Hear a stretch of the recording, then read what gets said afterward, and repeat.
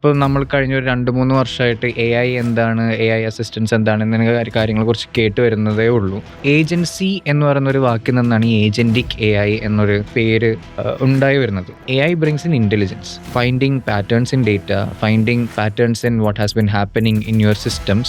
2015-16 മുതൽ ഈ 25 വരെയുള്ള ഈ സമയത്തിൻ്റെ ഇടയിൽ കുറേ സോഫ്റ്റ്വെയർ കമ്പനികൾ ഭയങ്കരമായിട്ട് വളർന്നിട്ടുണ്ട്, ഭീകരമായിട്ട് വളർന്നിട്ടുണ്ട്.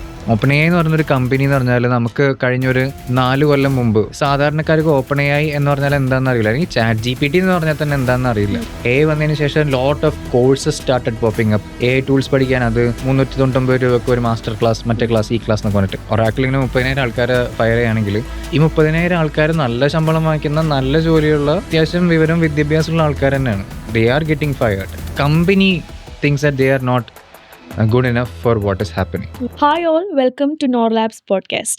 കറണ്ട് സിറ്റുവേഷനിൽ AI കാരണം ഒരുപാട് പേരുടെ ജോലി പോകുന്നുണ്ട്. ഏജന്റിക് AI കൊണ്ട് എങ്ങനെ നമുക്കൊരു കരിയർ ബിൽഡ് ചെയ്യാം, അതിൻ്റെ ജോബ് ചാൻസസ് ഒക്കെയാണ് നമ്മൾ ഈ ഒരു എപ്പിസോഡിൽ ഡിസ്കസ് ചെയ്യാൻ പോകുന്നത്. ഇന്ന് നമ്മുടെ കൂടെ ഉള്ളത് mister Muhammad Nisham, founder of norlabs.ai and Dialgen. Hi. Hi. First of all നമുക്ക് എല്ലാവർക്കും അറിയേണ്ട ഒരു കാര്യമാണ്, എന്താണ് ഏജന്റിക് AI, എന്താണ് നോർമൽ AI പിന്നെ ഏജന്റിക് AI തമ്മിലുള്ള ഡിഫറൻസ്? അതൊരു നല്ലൊരു ക്വസ്റ്റ്യൻ. കാരണം പ്രൈമറിലി നമ്മൾ ഏജന്റിക് AI എന്നൊരു കോഴ്സ് അല്ലെങ്കിൽ ഏജന്റിക് AI പ്രോഗ്രാം എന്നൊക്കെ പറയുമ്പോൾ ആൾക്കാർക്ക് ഇപ്പോൾ നമ്മൾ കഴിഞ്ഞ ഒരു 2-3 വർഷമായിട്ട് AI എന്താണ്, AI അസിസ്റ്റൻസ് എന്താണ് എന്നിങ്ങനെ കാര്യങ്ങളെക്കുറിച്ച് കേട്ട് വരുന്നതേ ഉള്ളൂ. അപ്പോൾ ഏജന്റിക് AI എന്നൊരു സംഭവത്തിനെ കുറിച്ച് പറയുമ്പോൾ അതെന്താണെന്നുള്ളൊരു സംശയം പൊതുവായിട്ട് എന്തായാലും ഉണ്ടാവും. ഏജൻസി എന്ന് പറയുന്ന ഒരു വാക്കിൽ നിന്നാണ് ഈ ഏജന്റിക് AI എന്നൊരു പേര് ഉണ്ടായി വരുന്നത്. So let's track back. What is agency? Agency എന്ന് വെച്ചിട്ടുണ്ടെങ്കിൽ എന്തെങ്കിലും ഒരു സാധനം ചെയ്യാനുള്ളൊരു കഴിവ് എന്നതാണ് അതിൻ്റെ ഒരു അർത്ഥമായിട്ട് വരുന്നത്. അപ്പോൾ നമ്മൾ എന്തെങ്കിലും ഒരു സർവീസ് എക്സിക്യൂട്ട് ചെയ്യുന്നുണ്ടെങ്കിൽ യൂഷ്വലി ഒന്നില്ലെങ്കിൽ നമ്മൾ സ്വന്തം ചെയ്യും. നമ്മളൊരു ബിസിനസ് നടത്തുകയാണെങ്കിൽ നമ്മളുടെ ടീം സ്വന്തം ചെയ്യും, അല്ലെങ്കിൽ നമ്മൾ എക്സ്റ്റേണൽ ആയിട്ടുള്ളൊരു ഏജൻസി ഏൽപ്പിക്കും ആ ഒരു പരിപാടി, ആ ഒരു ഫംഗ്ഷൻ മുഴുവനായിട്ട് ഏറ്റെടുത്ത് ചെയ്ത് തീർക്കാനായിട്ട്. കാരണം എന്താണെന്ന് വെച്ചിട്ടുണ്ടെങ്കിൽ they have the agency to do it. So അതുപോലെ തന്നെ ഒരു ഫംഗ്ഷൻ, ഇൻറ്റേർണലോ എക്സ്റ്റേണൽ ആയിട്ടുള്ളൊരു ഫംഗ്ഷൻ ആണെങ്കിൽ ആ ഫംഗ്ഷൻ മൊത്തത്തിലായിട്ട് ഏറ്റെടുത്ത് അതിൻ്റെ റിക്വയർമെൻറ്റ് മനസ്സിലാക്കി അതിനാവശ്യമുള്ള കാര്യങ്ങളെല്ലാം കണ്ടുപിടിച്ച് ആ ഒരു ഫംഗ്ഷൻ മുഴുവനായിട്ട് ചെയ്ത് അതിൻ്റെ ഒരു ഔട്ട്പുട്ട് പുറത്തോട്ട് തരുന്ന ആ ഒരു സ്റ്റെപ്പ് ബൈ സ്റ്റെപ്പ് പ്രോസസ്സസ്. അതായത് നോളജ് അക്വയർ ചെയ്യുക, ഓപ്പറേഷൻസ് ചെയ്യുക, എക്സിക്യൂട്ട് ചെയ്യുക, അതിൻ്റെ ഒരു ഔട്ട്പുട്ട് തരാം. ഇതിനെയാണ് ഒരു ഏജൻറ്റിക് അല്ലെങ്കിൽ ഏജൻസി ബേസ്ഡ് സിസ്റ്റം എന്ന് പറയുന്നത്. അപ്പോൾ ഏജൻറ്റിക് ആയിട്ടുള്ളൊരു AI എന്ന് വെച്ചിട്ടുണ്ടെങ്കിൽ other than normal AI, which is intelligent enough to give you answers, give you output, അല്ലെങ്കിൽ classify things, an agentic AI is capable enough to do things. It's not just intelligent, but it's also capable. That is what makes an agentic AI different from a normal AI. ശരിക്കും ഈ agentic AI ഇപ്പോൾ പഠിക്കുന്നത് relevant ആണോ, or വേറെ ഏതെങ്കിലും courses പഠിക്കുന്നതാണോ better? Computer science, software development എന്നീ ഫീൽഡിന് പുറമെ when you are looking at the whole the industry as a whole, എന്താണ് ഇവിടെ സംഭവിക്കുന്നതെന്ന് വെച്ചിട്ടുണ്ടെങ്കിൽ വളരെയധികം ഫങ്ഷൻസും ജോബ്സും കാര്യങ്ങളിലും ഭയങ്കരമായിട്ട് മാറ്റം വരുന്നുണ്ട് AI കാരണം. വേറെ ഒന്നുകൊണ്ടല്ല, what AI enables is it brings an extra set of intelligence. നമ്മളിപ്പോൾ ഒരു അഡീഷണൽ ആയിട്ടൊരു ഒരു മെഷീനോ അങ്ങനെ എന്തെങ്കിലും ഒരു സാധനം വാങ്ങിയിട്ടുണ്ടെങ്കിൽ what it is doing is it is doing certain mechanical things. അതായത് മെക്കാനിക്കലായിട്ടുള്ള പല ഫങ്ഷൻസിനെ ഓട്ടോമേറ്റ് ചെയ്യാൻ ചെയ്യുന്നത്. AI brings in intelligence. It's capable of finding patterns in data, finding patterns in what has been happening in your systems, and then അത് ഉപയോഗിച്ചിട്ടൊരു action ചെയ്യാന്നുള്ളതാണ് next step. ആ action ചെയ്യുന്നതാണ് ഏജന്റിക് AI ചെയ്യുന്നത്. So why do you have to study, why would I suggest someone to learn how to build agentic AI systems, how to set up agentic AI systems, would simply be because it is the next step when it comes to evolution of softwares. So what is a software is the question, right? A software is something that helps you interface with the hardware. And sure, software helps you interface with hardware, but at the same time it also does more. A lot of communications, a lot of understanding of, underlying systems and processes, streamlining processes, creating, executing SOPs. All of these things, softwares enable humans to be able to do this. Like നമുക്കെല്ലാവർക്കും സോഫ്റ്റ്വെയറുകൾ ഉപയോഗിച്ച്, ഇപ്പോൾ accounting ആണെങ്കിൽ, അല്ലെങ്കിൽ സെയിൽസിൻ്റെ അല്ലെങ്കിൽ marketing functions ആണെങ്കിൽ, അതൊക്കെ ഓരോ സോഫ്റ്റ്വെയർക്ക് ഡേറ്റ എൻ്റർ ചെയ്തിട്ട് നമുക്ക് എല്ലാ കാര്യങ്ങളും സ്റ്റാൻഡേർഡായിട്ട് നല്ല പ്രോസസ്സറുകളും പ്രൊസീജിയറുകളുടെ റൺ ചെയ്യാൻ ഹെൽപ്പ് ചെയ്യുന്നു. പക്ഷേ ഏജന്റിക് AI സഹായിക്കുന്നത് എന്ത് ചെയ്യാനാണെന്ന് വെച്ചിട്ടുണ്ടെങ്കിൽ ഈ പ്രോസസ്സസ് ഉണ്ടല്ലോ, ഈ സോഫ്റ്റ്വെയറുകൾ ഉപയോഗിക്കുന്ന ആൾക്കാരുടെ പ്രോസസ്സസ് ക്രോസ് വെരിഫൈ ചെയ്യുക, അല്ലെങ്കിൽ ഡേറ്റ എൻട്രി ചെയ്യുക, ഡേറ്റ കളക്ട് ചെയ്യുക, ഈ പ്രോസസ്സസും കൂടിയും ഒരു സോഫ്റ്റ്വെയർ പോലെ തന്നെ ഓട്ടോമേറ്റ് ചെയ്യാണ് ചെയ്യുന്നത് ഏജൻറ്റിക് സിസ്റ്റംസ് വരുമ്പോൾ. സോഫ്റ്റ്വെയർ ഉപയോഗിക്കുന്ന മനുഷ്യന്മാരുടെ കുറേ പ്രോസസ്സസ് എല്ലാം ഓട്ടോമേറ്റ് ചെയ്യുന്നു. സോ സ്വാഭാവികമായിട്ട് ഇത്തരം സിസ്റ്റങ്ങൾ അഡോപ്റ്റ് ചെയ്യുന്ന ബിസിനസ്സുകൾ they have much more efficient systems. They are able to tackle like higher loads. They are able to do more work with less resources, right? So നമ്മളിപ്പോൾ എല്ലാ ഫങ്ഷൻസും, I'm talking about functions that are outside of tech domain, sales, marketing ആയിട്ടുള്ള functions. Now at the same time, when you look into tech domain functions like software development ആണെങ്കിലും, software development life cycle ആണെങ്കിൽ, auditing ആണെങ്കിൽ, security, cyber security ആണെങ്കിലും, ഈ എല്ലാ സിസ്റ്റംസിലും humans are still building, coding, they are also auditing the systems. ഇതെല്ലാം software interface systems ആണ്. So in those particular scenarios, agentic AI is there once again capable of writing code by itself. It is also capable of auditing the code that others have written. It is also capable of using software via APIs, അല്ലെങ്കിൽ API അല്ലെങ്കിൽ browser automations ആണെങ്കിലും ബാക്കിയുള്ള systems വഴിയാണെങ്കിലും. It's not just about ഒരു bot വഴിയുള്ള automation മാത്രമല്ല, it's able to intelligently identify certain patterns and then follow those patterns, right? So when we are looking at jobs perspective, ഒരു coding അല്ലെങ്കിൽ ഒരു computer science field ആണെങ്കിൽ a lot of jobs related to QA. ഇപ്പോൾ തന്നെ കുറേ automations അതിലുണ്ട്. AI will be able to intelligently automate a lot of QA testers jobs by understanding how an application flows, how a software works, and then picking and prodding at different touch points which are vulnerable or which are not properly set up, and then understanding ഇതിൻ്റെ quality is whether it's up to mark or not. At the same time, software development life cycle നോക്കുകയാണെങ്കിൽ a lot of developers are now using AI to code and write code. So if people are using AI already to code, why not let AI do the coding itself, right? So that is also something that's happening. Now the question remains, if all of these people's jobs are at risk because of agentic AI, then what is left for people who are domain experts, coding ആണെങ്കിലും sales ആണെങ്കിലും marketing ആണെങ്കിലും, what is left for them to do? Like what can these experts do, right? The answer to that question is agentic AI systems അതിന് ഈ കാര്യങ്ങളൊക്കെ execute ചെയ്യാനും operations ഒക്കെ run ചെയ്യാൻ പറ്റുമെങ്കിലും, who takes responsibility, who approves these systems, who maintains these systems, who guardrails these systems, who makes sure that agentic AI തോന്നിയ പോലെ കാര്യങ്ങൾ ചെയ്യുന്നില്ല, those are the roles that are going to come up in the coming 2 to 3 years. We are already seeing that pop up. ആ role വരുന്നത് agentic AI ഡെവലപ്പേഴ്സും agentic AI systems നന്നായി ഉപയോഗിക്കാൻ അറിയാവുന്ന ആൾക്കാർക്കുമാണ്. So that is where understanding agentic AI is necessary for almost all jobs. ഞാൻ പറയുന്നത് it's not just white collar jobs, also blue collar jobs ആണെങ്കിലും eventually there's systems that are coming up. ഇപ്പോൾ ഒരു കാര്യം നമുക്ക് കാണാമെന്ന് വെച്ചിട്ടുണ്ടെങ്കിൽ there's a company, I don't know exactly what the name of the company is, but they are paying $2.6 an hour to Indian housewives. Okay, 260 രൂപ ഒരു മണിക്കൂറിന് കൊടുക്കുക. എന്ത് ചെയ്യുന്നതിനാണെന്നറിയോ? തലയിൽ ഒരു ക്യാമറ ഇങ്ങനെ ഫിറ്റ് ചെയ്ത് വെച്ചിട്ട് വീട്ടുപണി എടുക്കുന്നതിൻ്റെ എല്ലാ കാര്യങ്ങളും റെക്കോർഡ് ചെയ്യാം. ഡ്രസ്സ് മടക്കുന്നത്, പാത്രം കഴുകുന്നത്, ഫുഡ് ഉണ്ടാക്കുന്നതൊക്കെ. And there are other companies that they give people ഒരു കൈ പിടിക്കാനായിട്ടൊരു അങ്ങനെ ടോങ്സ് ഇല്ലേ, നമ്മൾ ഫുഡൊക്കെ പ്രിപ്പയർ ചെയ്യുമ്പോൾ ഇങ്ങനെ മറിക്കാനും തിരിക്കാനൊക്കെ ഉപയോഗിക്കുന്നത് ടോങ്സ് പോലത്തെ ഒരു സാധനം കൈ കൊടുക്കും. എന്നിട്ടൊരു ക്യാമറ ഹെഡിൽ ഫിറ്റ് ചെയ്തിട്ടുണ്ടാവും.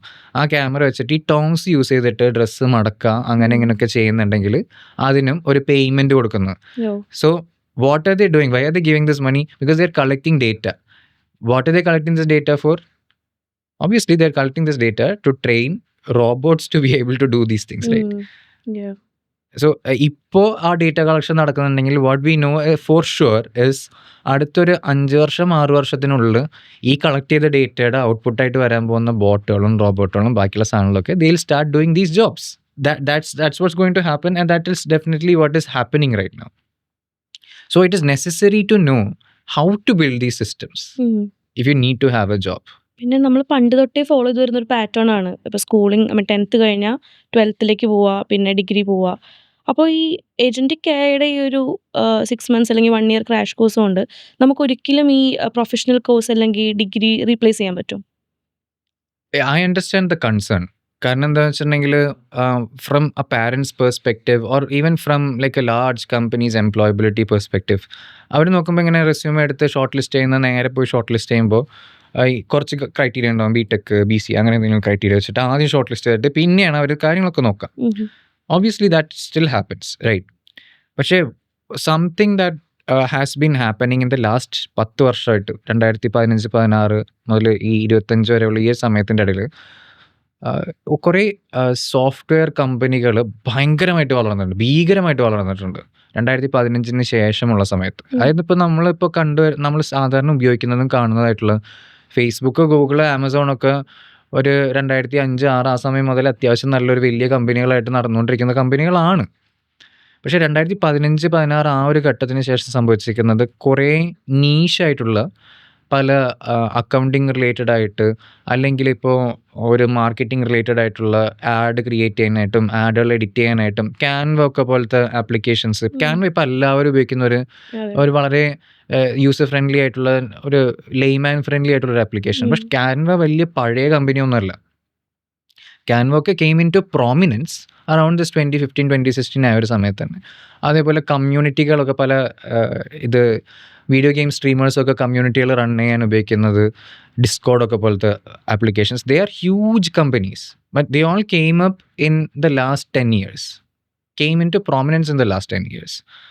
പിന്നെ 2016 ശേഷം നമുക്കിവിടെ ഇൻ്റർനെറ്റ് ഫ്രീ ആയതിനു ശേഷം ആൾക്കാർ ഇൻ്റർനെറ്റ് ഉപയോഗിക്കുന്നതിൻ്റെ ഭാഗമായിട്ട് തന്നെ കുറേ കമ്പനികൾ ഇൻ്റർനെറ്റിൻ്റെ അകത്ത് തന്നെ ഡെവലപ്പ് ചെയ്ത് വന്നിട്ടുണ്ട്. പല സർവീസുകളും പ്രൊവൈഡ് ചെയ്യുന്നു. ഇപ്പോൾ സ്വിഗ്ഗി, സൊമാറ്റോ ഒക്കെ ആണെങ്കിൽ അതും കഴിഞ്ഞൊരു 10 വർഷത്തിനുള്ളിൽ വന്നേക്കുന്ന വലിയ കമ്പനികളാണ്. ഇപ്പോൾ സ്വിഗ്ഗി, സൊമാറ്റോ ഇല്ലാതെ ഒരു അർബൻ ഏരിയയിൽ കൊച്ചിയിലോ അല്ലെങ്കിൽ ബാംഗ്ലൂർ, മുംബൈയിലൊക്കെ താമസിക്കുന്ന ആൾക്കാർക്ക് സ്വിഗ്ഗി, സൊമാറ്റോ ഇല്ലാത്ത ഒരു അവസ്ഥ is very difficult to think of. കാരണം ഇൻസ്റ്റമാർട്ട് വഴി ഫുഡ് ഓർഡർ ചെയ്ത് ഗ്രോസറീസ് ഓർഡർ ചെയ്യുന്നു, ആവശ്യമുള്ള സമയത്ത് പാതിരാത്രിയൊക്കെ പെട്ടെന്ന് എന്തെങ്കിലും ക്രേവിങ്സ് ഒക്കെ വരുമ്പോൾ ഫുഡ് ഓർഡർ ചെയ്യുന്നു. This is the life that we are accustom to.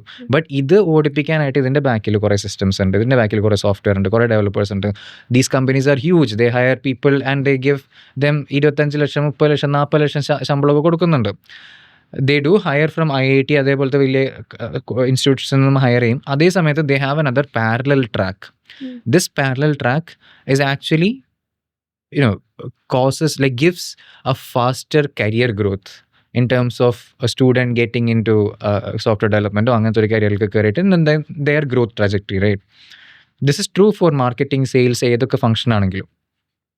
And how this works is through visibility. ഒരു കോളേജിൽ പോയി, ഒരു ഗവൺമെൻറ് കോളേജിൽ പോയി പഠിച്ച് അവിടെ തൊട്ട് ടോപ്പർ ആയതിൻ്റെ പേരിൽ ഇവിടെ ജോലി കിട്ടില്ല. ഇപ്പോൾ നോക്കുകയാണെങ്കിൽ നമ്മുടെ കേരളത്തിൽ തന്നെ എത്ര ഗവൺമെൻറ് കോളേജസ് ഉണ്ട്, very good government colleges and very good professors, very good students. പക്ഷേ സൊമാറ്റോ, സ്വിഗ്ഗി പോലത്തെ ഇറ്റേണലൊക്കെ പോലത്തെ ലാർജ് കമ്പനീസ്, ഇന്ത്യയിലത്തെ തന്നെ ലാർജസ്റ്റ് ആൻഡ് ബെസ്റ്റ് എംപ്ലോയേഴ്സ് ആയിട്ടുള്ള കമ്പനികൾ, സ്ലൈസ് അങ്ങനത്തെ ഒക്കെ ഫിൻടെക് പ്ലാറ്റ്ഫോംസ് ഒക്കെ they are very sort out. ഫീൽഡിലുള്ള ആൾക്കാർക്ക് അറിയാം, ദേ പേ റിയലി വെൽ. പക്ഷേ ഇവർ ഈ കോളേജുകളിൽ വന്നിട്ട് പ്ലേസ്മെൻറ്റ് എടുക്കുന്നുണ്ടോ? That is the question. Mostly they don't, right? കൂടുതൽ കോളേജുകളിലും ഈ പ്ലേസ്മെൻറ്റ് എടുക്കുന്നത് TCS, Infosys, Wipro, those companies, HCL, Cognizant ഇങ്ങനത്തെ കമ്പനികളാണ് കൂടുതൽ എഞ്ചിനീയറിംഗ് കോളേജുകളിൽ നിന്നും പ്ലേസ്മെൻറ്റ് എടുക്കുന്നത്. അവരുടെ ആ പ്ലേസ്മെൻറ്റ് കഴിഞ്ഞിട്ടുണ്ടെങ്കിൽ ദേ ഹാവ് ഒരു 6 months 7 months ട്രെയിനിങ് പീരീഡ് ഉണ്ട്. ഇപ്പോൾ KGF സിനിമ കണ്ടിട്ടില്ലേ?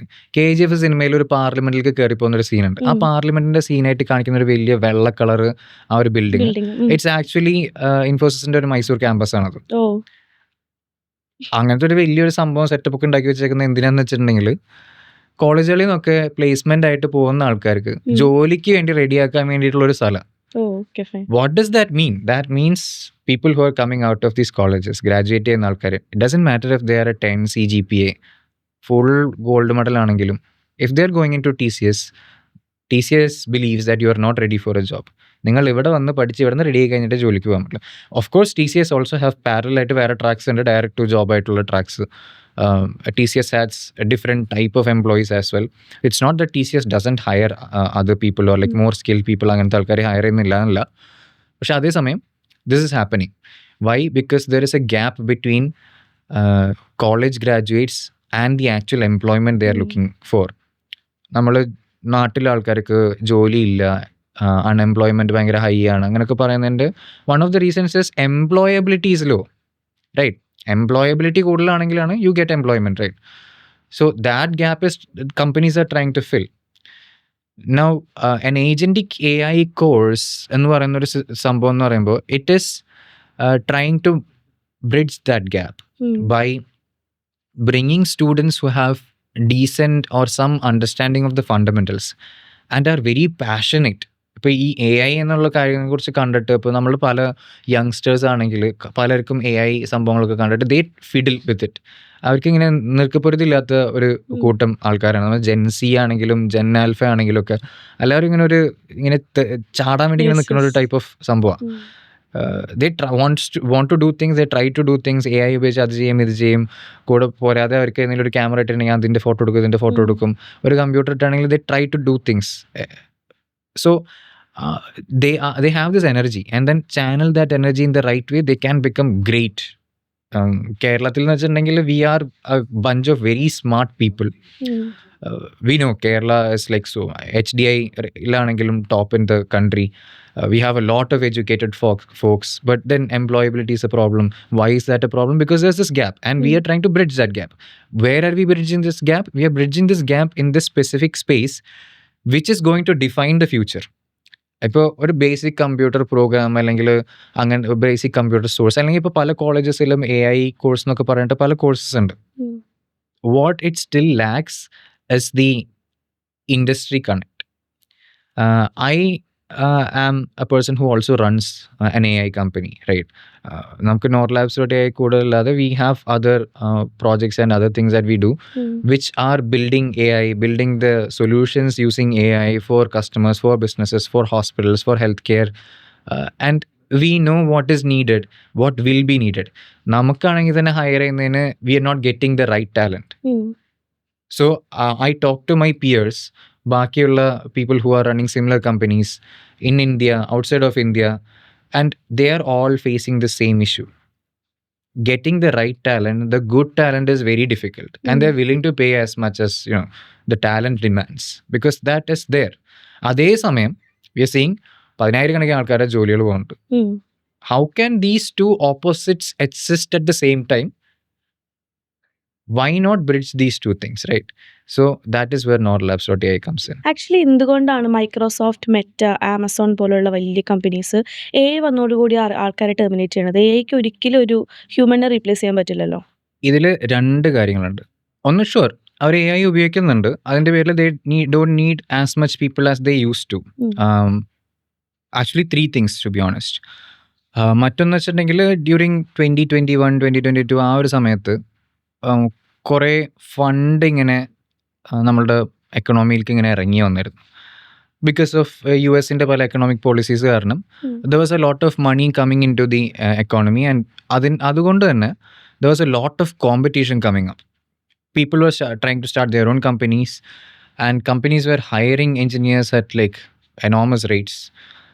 നമ്മളിപ്പോൾ പല കമ്പനികളുടെ ഇതിലാണെങ്കിലും സോഫ്റ്റ്വെയർ ഡെവലപ്മെൻറ്റ് കമ്പനികളുടെയും അതേപോലെ എൻജിനീയേഴ്സിൻ്റെ ഇടയിലൊക്കെ this period was called as the ZERP economy, free money era എന്നൊക്കെ പറയുന്നുണ്ടായിരുന്നു.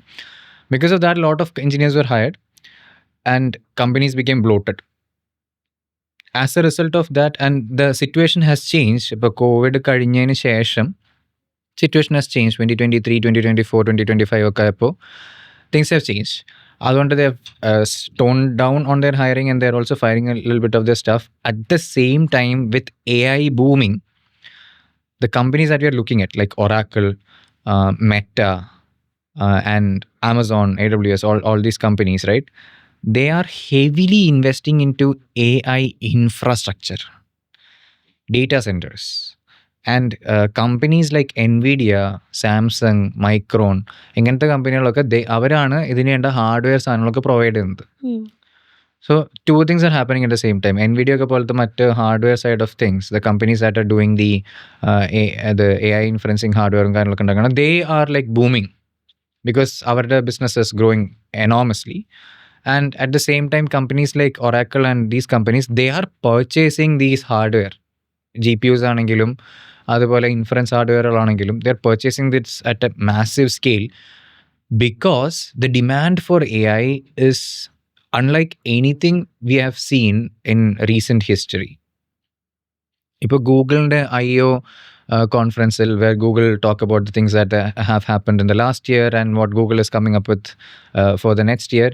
They have been consistently showing across the last 2 years that Gemini അതിൻ്റെ API ആണെങ്കിലും അതിൻ്റെ AI ആണെങ്കിലും ഒക്കെ usage it's going up like anything exponential ആയിട്ട് exploding. Developers are using it more, companies are using it more, businesses are using it more. The same with OpenAI.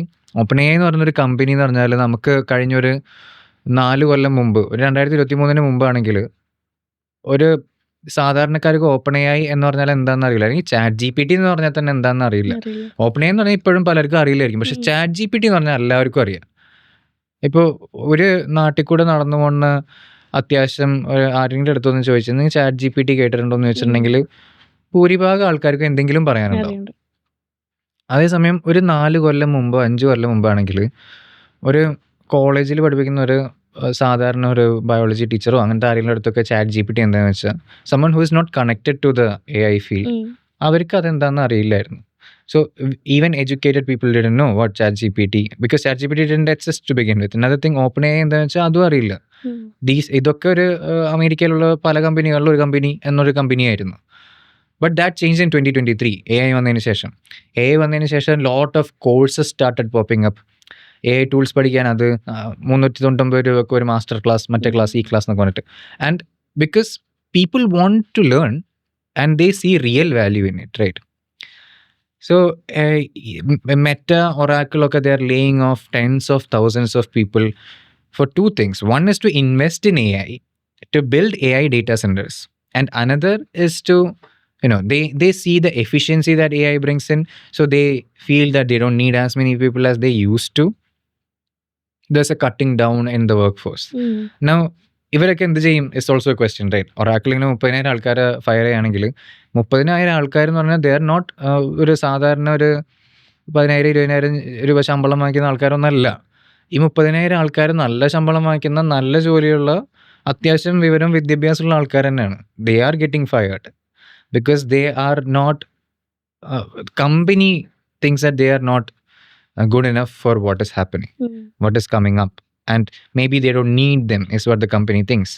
And the company is saving so much money, and all that money is going into AI data centers. Ipo in Andhra Pradesh there's a huge data center coming up. 10 lakh crore എന്തോ ആണ് അതിൽക്കുള്ള investment വരുന്നത്. അത് ഒരു data സെന്ററിന്റെ കാര്യം മാത്രം. അതേപോലത്തെ പല ഡേറ്റാ സെന്ററുകൾ അവിടെ വരുന്നുണ്ട്. ഈ ഡേറ്റാ സെൻറ്റർ എന്തിനു വേണ്ടിയിട്ടുള്ളതാണ്? AI റൺ ചെയ്യാൻ വേണ്ടിയിട്ടെന്നുള്ള ഒരു അണ്ടർസ്റ്റാൻഡിങ്ങിലാണിത് വരുന്നത്. So it's going to bring a lot of jobs. അതേസമയം it also means more people are going to use AI, right? അപ്പോൾ ഹൂ ഈസ് യൂസിങ് AI? നമ്മൾ ജെമിനയുടെ അടുത്തോ അല്ലെങ്കിൽ ChatGPTയുടെ അടുത്തോ അല്ലെങ്കിൽ ക്ലോഡിൻ്റെ അടുത്തോ ഒക്കെ എന്തെങ്കിലും ചോദ്യം ചോദിച്ച് ഉത്തരം വാങ്ങിക്കുന്ന ആ ഒരു AI യൂസേജ് അല്ല ആക്ച്വൽ ഹെവി AI യൂസേജ് നടന്നുകൊണ്ടിരിക്കുന്നത്. അങ്ങനത്തെ ആൾക്കാർക്ക് വേണ്ടി മാത്രമല്ല ഈ ഒരു ഡേറ്റാ സെൻറ്റർ പണിയണത്. Primary target has always been and will always be businesses. ബിസിനസ്സുകൾ റൺ ചെയ്യുന്ന, പ്രൊഡക്റ്റുകൾ സെല് ചെയ്യുന്ന, ഇ-കൊമേഴ്സിൽ ഓരോ സാധനങ്ങൾ സെല് ചെയ്യുന്ന അങ്ങനത്തെ ആൾക്കാർക്കൊക്കെ they get massive benefits from AI. ഒരു സിമ്പിൾ കാര്യം പറയാം. ഞാനൊരു ഇ-കൊമേഴ്സ് പരിപാടി തുടങ്ങാൻ തീരുമാനിച്ചു. അല്ലെങ്കിൽ പോട്ടെ, you decide like you want to start a business. Give me an example. ഇപ്പോൾ ഇ-കൊമേഴ്സ് തന്നെ എടുക്കാം. E-commerce, like what are you selling? What is your product? Some beauty products or something? Some beauty products, right? So are you making this beauty products yourself? No. Or you're either purchasing it or from somewhere, like from a vendor, or maybe you have your grandma's recipe for ഒരു face maskന് ഒരു recipe ഉണ്ട്, and what you want to do is അതൊരു package ചെയ്തിട്ട് you want to sell it, right? So you are competing against people who have ലക്ഷക്കണക്കിന് രൂപയുടെ budget ഉണ്ട്, marketing budget ഉണ്ട്, sales budget ഉണ്ട്. That is the people you are competing against, right? When you are coming up with your own product or with your own line of beauty products, right? ഒരു lipstick ആണെങ്കിൽ അല്ലെങ്കിൽ ഒരു face mask ആണെങ്കിലൊക്കെ, how do you present yourself with the same quality, premium feel, luxury feel and all of those thing as those people who have money to spend on high production shoot, hire actors, influencers and അങ്ങനത്തെ ആൾക്കാരൊക്കെ higher, ലക്ഷക്കണക്കിന് കോടിക്കണക്കിന് രൂപ ചിലവാക്കി ഷൂട്ടുകളും marketing ഒക്കെ ചെയ്യാൻ കഴിവുള്ള ആൾക്കാരായിട്ട് how do U compete? two things help you here. Two things. One is social media. Obviously, നമ്മൾ കഴിഞ്ഞ ഒരു 5 വർഷം 6 വർഷം 10 വർഷത്തോളമായിട്ട് നമ്മൾ ഇൻ്റർനെറ്റ് കുറച്ച് ഓപ്പൺ ആയതിനു ശേഷം കുറേ ഇൻഫ്ലുവൻസേഴ്സ് പൊന്തി വന്നിട്ടുണ്ട്. Influencer is a job that did not exist 10 years ago. It's a job that exists now. And that is a channel through which you can promote your products, right? Yeah. But how will you get influencers? Other than influencers, how will you make this high quality shoots and studios and all those things? അതിന് കുറേ കാശ് വേണം. But AI can help you there. പ്രൊഡക്റ്റിൻ്റെ കുറേ ഫോട്ടോകളും സാധനങ്ങളൊക്കെ എടുത്തിട്ട് if you pass it through A marketing AI that can do content creation, photoshoots, ഇങ്ങനെ high quality cinematic ട്രെയിലറുകളൊക്കെ പോലത്തെ രീതിയിൽ ഇങ്ങനെ ഒരു ഫേസ് മാസ്ക് ആണെങ്കിൽ അതിൻ്റെ ഇങ്ങനെ ഡബ്ബ തുറക്കുന്നു, അതിൻ്റെ അകത്ത് നിന്ന് സാധനം കോരിയെടുക്കുന്നു. So those kind of things you can create with AI. Now you as an e-commerce business owner who is starting your business from your home, have no experience running these businesses or have no contacts with hi-fi studios, don't have enough capital, a lot of money. ഒരു ചെറിയൊരു ബഡ്ജറ്റിൽ ഒരു 10,000-15,000 ബഡ്ജറ്റിനകത്ത് you can do amazing product shoots, right? And that means a lot more of these people who are constrained by their finances, like they can't hire big people, but they have good ideas. They are going to come into picture. They're going to start selling their products. They're starting to compete for these. They're competing with these big companies like L'Oreal and all those other big companies, right? And they're almost at the similar footing there also. So this is happening, and because of this, there is a demand for this AI which is able to do the marketing thing, right? So if I am not an expert marketer, but I know that എൻ്റെ ഒരു product, if it has to scale, marketing is very important. And if I have an agentic AI that is able to do the marketing function by understanding my brand, by understanding my product, by understanding my product positioning, like I say this face mask, I've developed a face mask. It's my grandma's recipe. It is best for people who are between 20 to 26 years of age, or maybe it is best for people who are first moms. So my target would be 25 to 35 years of age for retaining their glow and their skin അങ്ങനെയൊക്കെ ആകുമ്പോൾ. And I give this information, എനിക്ക് അറിയാവുന്ന എല്ലാ കാര്യങ്ങളും like about the ingredients and why it's good and all of those. And now my marketing AI agent comes up with a plan, decides on how many videos it has to create, how many photos it has to create, and then if it needs product references, it asks me, നിങ്ങളുടെ packaging ഇങ്ങനെയാണോ അങ്ങനെയാണോ, അങ്ങനെ അല്ലാന്നുണ്ടെങ്കിൽ ഇതിനെ ഒരു luxury premium രീതിയിൽ appeal ചെയ്യാനായിട്ട് ഈ ഒരു ടൈപ്പ് ഓഫ് പാക്കേജിങ് ആയിരിക്കും നല്ലത്. So you know what to do.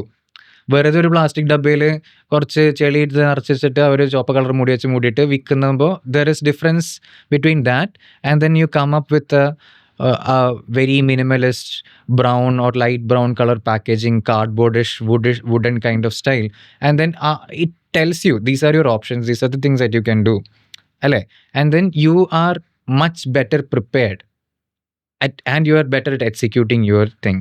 And ഇങ്ങനത്തെ AI ഉണ്ടാക്കുന്ന ആൾക്കാർക്ക് there is a job now. This is a job that did not exist 2 years ago, because an AI like this did not exist 2 years ago. So these are new fields that are coming up. നമ്മളൊരു influencer boom കണ്ടതുപോലെ തന്നെ ഈ agentic AI അല്ലെങ്കിൽ AI ഡെവലപ്പേഴ്സിൻ്റെ ആ ഒരു boom it's coming up. It's already happening.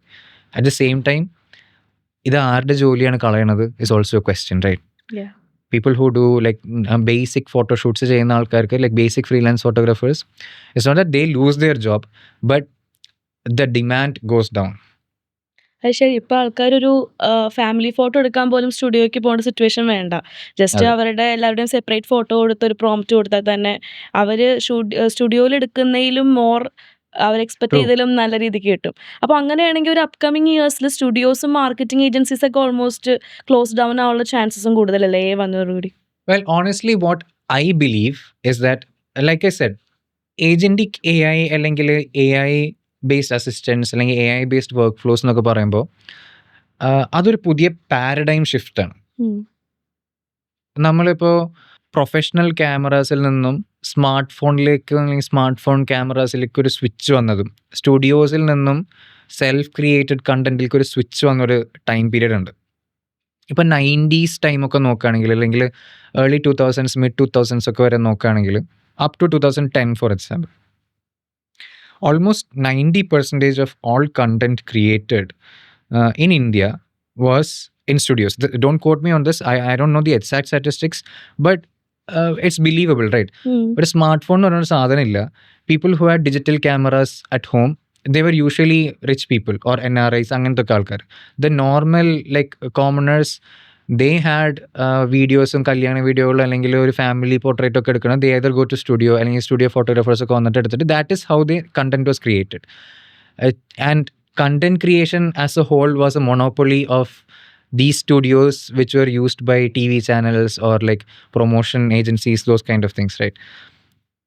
But if smartphones were cameras became good and then internet became widespread, the amount of content created by individuals and not by corporations far outstrips the total number of content that is created by professional production agencies. Does that mean studios don't have a job? No. We are here, like we go to studios for shooting professional photographs. We do all those things. At the same time, we also take photos with our iPhones and we say, oh, iPhones are very good at taking photos. You don't need DSLRs. Yeah. Right. At the same time, when people get seriously into it, they do use DSLRs and all of those things. Now, AI is going to bring a similar kind of paradigm shift.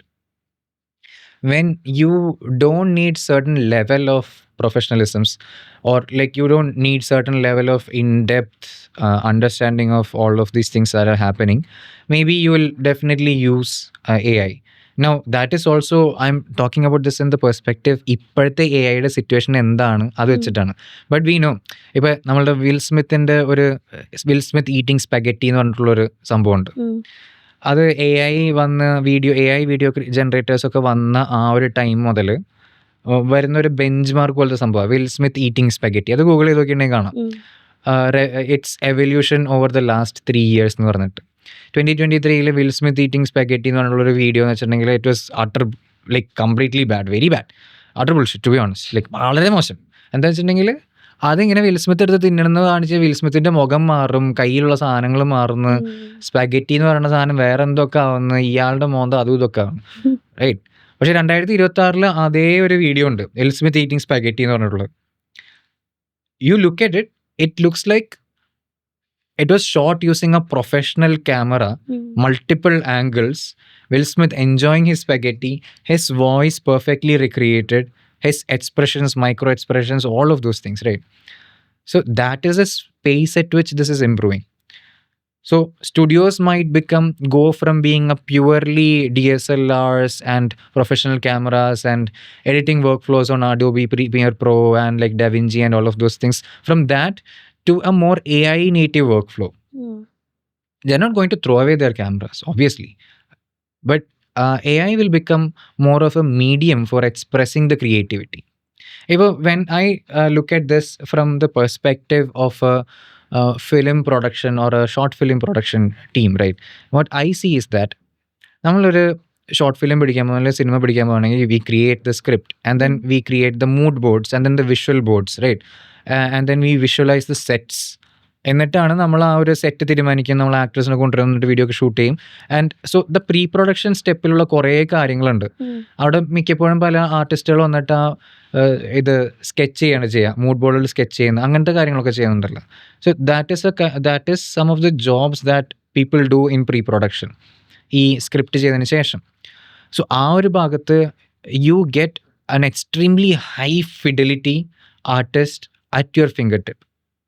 നിങ്ങളൊരു script തയ്യാറാക്കി കൊടുത്തിട്ട് ഇതിനൊരു mood board വേണം, ഇതിൻ്റെ ഒരു lighting ഏതായിരിക്കണം, colour profile ഏതായിരിക്കണം, അങ്ങനത്തെ I know I'm going deeper into pre പ്രൊഡക്ഷൻ്റെ സൈഡിലത്തെ കാര്യങ്ങളെക്കുറിച്ച് ഞാൻ സംസാരിക്കണം. പക്ഷേ അങ്ങനത്തെ കാര്യങ്ങളൊക്കെ വേണമെന്ന് പറഞ്ഞിട്ട് you give it to an AI, and then currently with the AI systems that we have right now, if someone is adept enough to use it well, they can create these visual storyboards on AI. Now if they have അവരുടെ മനസ്സിൽ ഇപ്പോൾ ലാലേട്ടനാണ് അല്ലെങ്കിൽ മനസ്സിൽ മമ്മൂക്കയാണ്, അങ്ങനെ ഏതെങ്കിലും ഒരു ആക്ടറാണ് ഈ ഒരു റോൾ ചെയ്യേണ്ടതെന്ന് അവരുടെ മനസ്സിലുണ്ടെങ്കിൽ they can create the mood board with different actors. അവരുടെ ഫേസും കാര്യങ്ങളൊക്കെ വെച്ചിട്ട് they can create mood boards. Now I'm not saying you should use actors content without their permission, but they can still visualize and it will help, right? And that speeds up the production process so much. എനിക്ക് എൻ്റെ മനസ്സിലുള്ളൊരു idea വേറൊരാളെ കാണിച്ചു കൊടുക്കാനായിട്ട് I am almost 80% of the way. ആ communication എന്ന് പറയുന്ന സാധനം വളരെ ഈസിയായി. എനിക്കൊരു ആർട്ടിസ്റ്റിൻ്റെ ആവശ്യമില്ല അത് വരയ്ക്കാനായിട്ട്. അല്ലെങ്കിൽ ഞാൻ ഭയങ്കര വലിയ ആർട്ടിസ്റ്റ് ആവേണ്ട കാര്യമില്ല. എനിക്ക് ആ ഒരു കൺസെപ്റ്റും ആ ഒരു ഐഡിയയും കാര്യങ്ങളൊക്കെ എൻ്റെ ബ്രെയിനിൽ ഉണ്ടായാൽ മതി. ആൻഡ് ഈവൻ അതും അത്ര ക്ലിയർ ആയിട്ടില്ലെങ്കിലും I can talk with AI and build up some concept or some idea. Right. So AI native production is something that's going to happen. And studios, they're not going to lose their job, but they become better at what they're doing right now. And ഒരു 10 ലക്ഷം രൂപ വെച്ചിട്ട് ഒരു studio തുടങ്ങുന്നതിന് പകരം you can now start it with 50,000 60,000 rupees. ഒരു 1 കോടി രൂപ ചിലവാക്കി ഒരു ആഡ് ഉണ്ടാക്കുന്നതിന് പകരം you can do similar level of advertisements maybe 1 ലക്ഷത്തിൻ്റെ താഴെ ചിലവില്ല.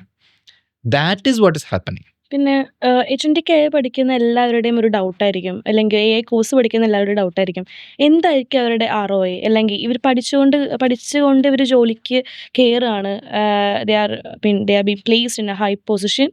എത്രയായിരിക്കും അവരുടെ സാലറി പാക്കേജ്, അല്ലെങ്കിൽ അവരുടെ ഒരു റിട്ടേൺ ഓഫ് ഇൻവെസ്റ്റ്മെന്റ് ഒക്കെ പറയാം?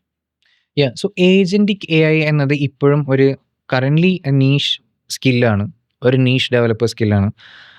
ഞാൻ എല്ലാവരുടെ അടുത്തും വന്നിട്ട് ഏജന്റിക് AI കോഴ്സ് പഠിക്കുക, നിങ്ങളെല്ലാവരും ഏജന്റിക് AI പഠിച്ച് ഭയങ്കര അടിപൊളിയാകും അങ്ങനെ ഒന്നും പറയില്ല. കാരണം എന്ന് വെച്ചിട്ടുണ്ടെങ്കിൽ ഇതിനോട് ഇൻട്രസ്റ്റ് ഉണ്ടായിരിക്കണം, ഒന്നാമത്തത്. രണ്ടാമത്തത് ഇറ്റ് ഈസ് നോട്ട് ഈസി. കുറച്ച് ബേസിക്സ് അറിയാവുന്നതാണ് ബെസ്റ്റ്. ഇനിയിപ്പോൾ ബേസിക്സ് അറിയില്ലാണെങ്കിൽ of course we teach them the basics. But as you go to the ഈ 6 month പ്രോഗ്രാമോ അങ്ങനത്തെ നമ്മളുടെ പ്രോഗ്രാമിലോട്ട് like to the end, when you reach the end you are probably at the top 1%, ലോകത്തിലുള്ള top 1% of AI related ഡെവലപ്പേഴ്സിൻ്റെ ആ ഒരു skill ലെവലിലേക്കാണ് എത്താൻ പോകുന്നത്. ഒരു ബേസിക് ഡെവലപ്പർ അല്ല, ആൻഡ് AI നേറ്റീവ് ഡെവലപ്പറാണ് we are trying to build. And the reason why this is important is because fundamentals strong ആയിരിക്കണം of course. അതേസമയം you need to be able to go fast and be reliable. That is what people are demanding right now, companies are demanding right now. And for this particular requirement, companies are willing to pay huge amounts. There is a kind of role that is coming up nowadays called forward deployed engineer. It is a very new role. ഇപ്പോൾ ഞാൻ ഈ ഒരു പേര് പറയുമ്പോൾ ഒരു 90% ആൾക്കാർക്കും ഇങ്ങനത്തെ ഒരു സാധനം കേട്ടിട്ട് തന്നെ ഉണ്ടാവില്ല. ബിക്കോസ് ഈ FDE എന്ന് പറയുന്ന ഈ role it is more well known startup സർക്കിൾസിലാണെങ്കിലും US San Francisco Silicon Valley startup circles, that is where it is more widely known. And in Bangalore among certain startups that are very well funded and very high paying.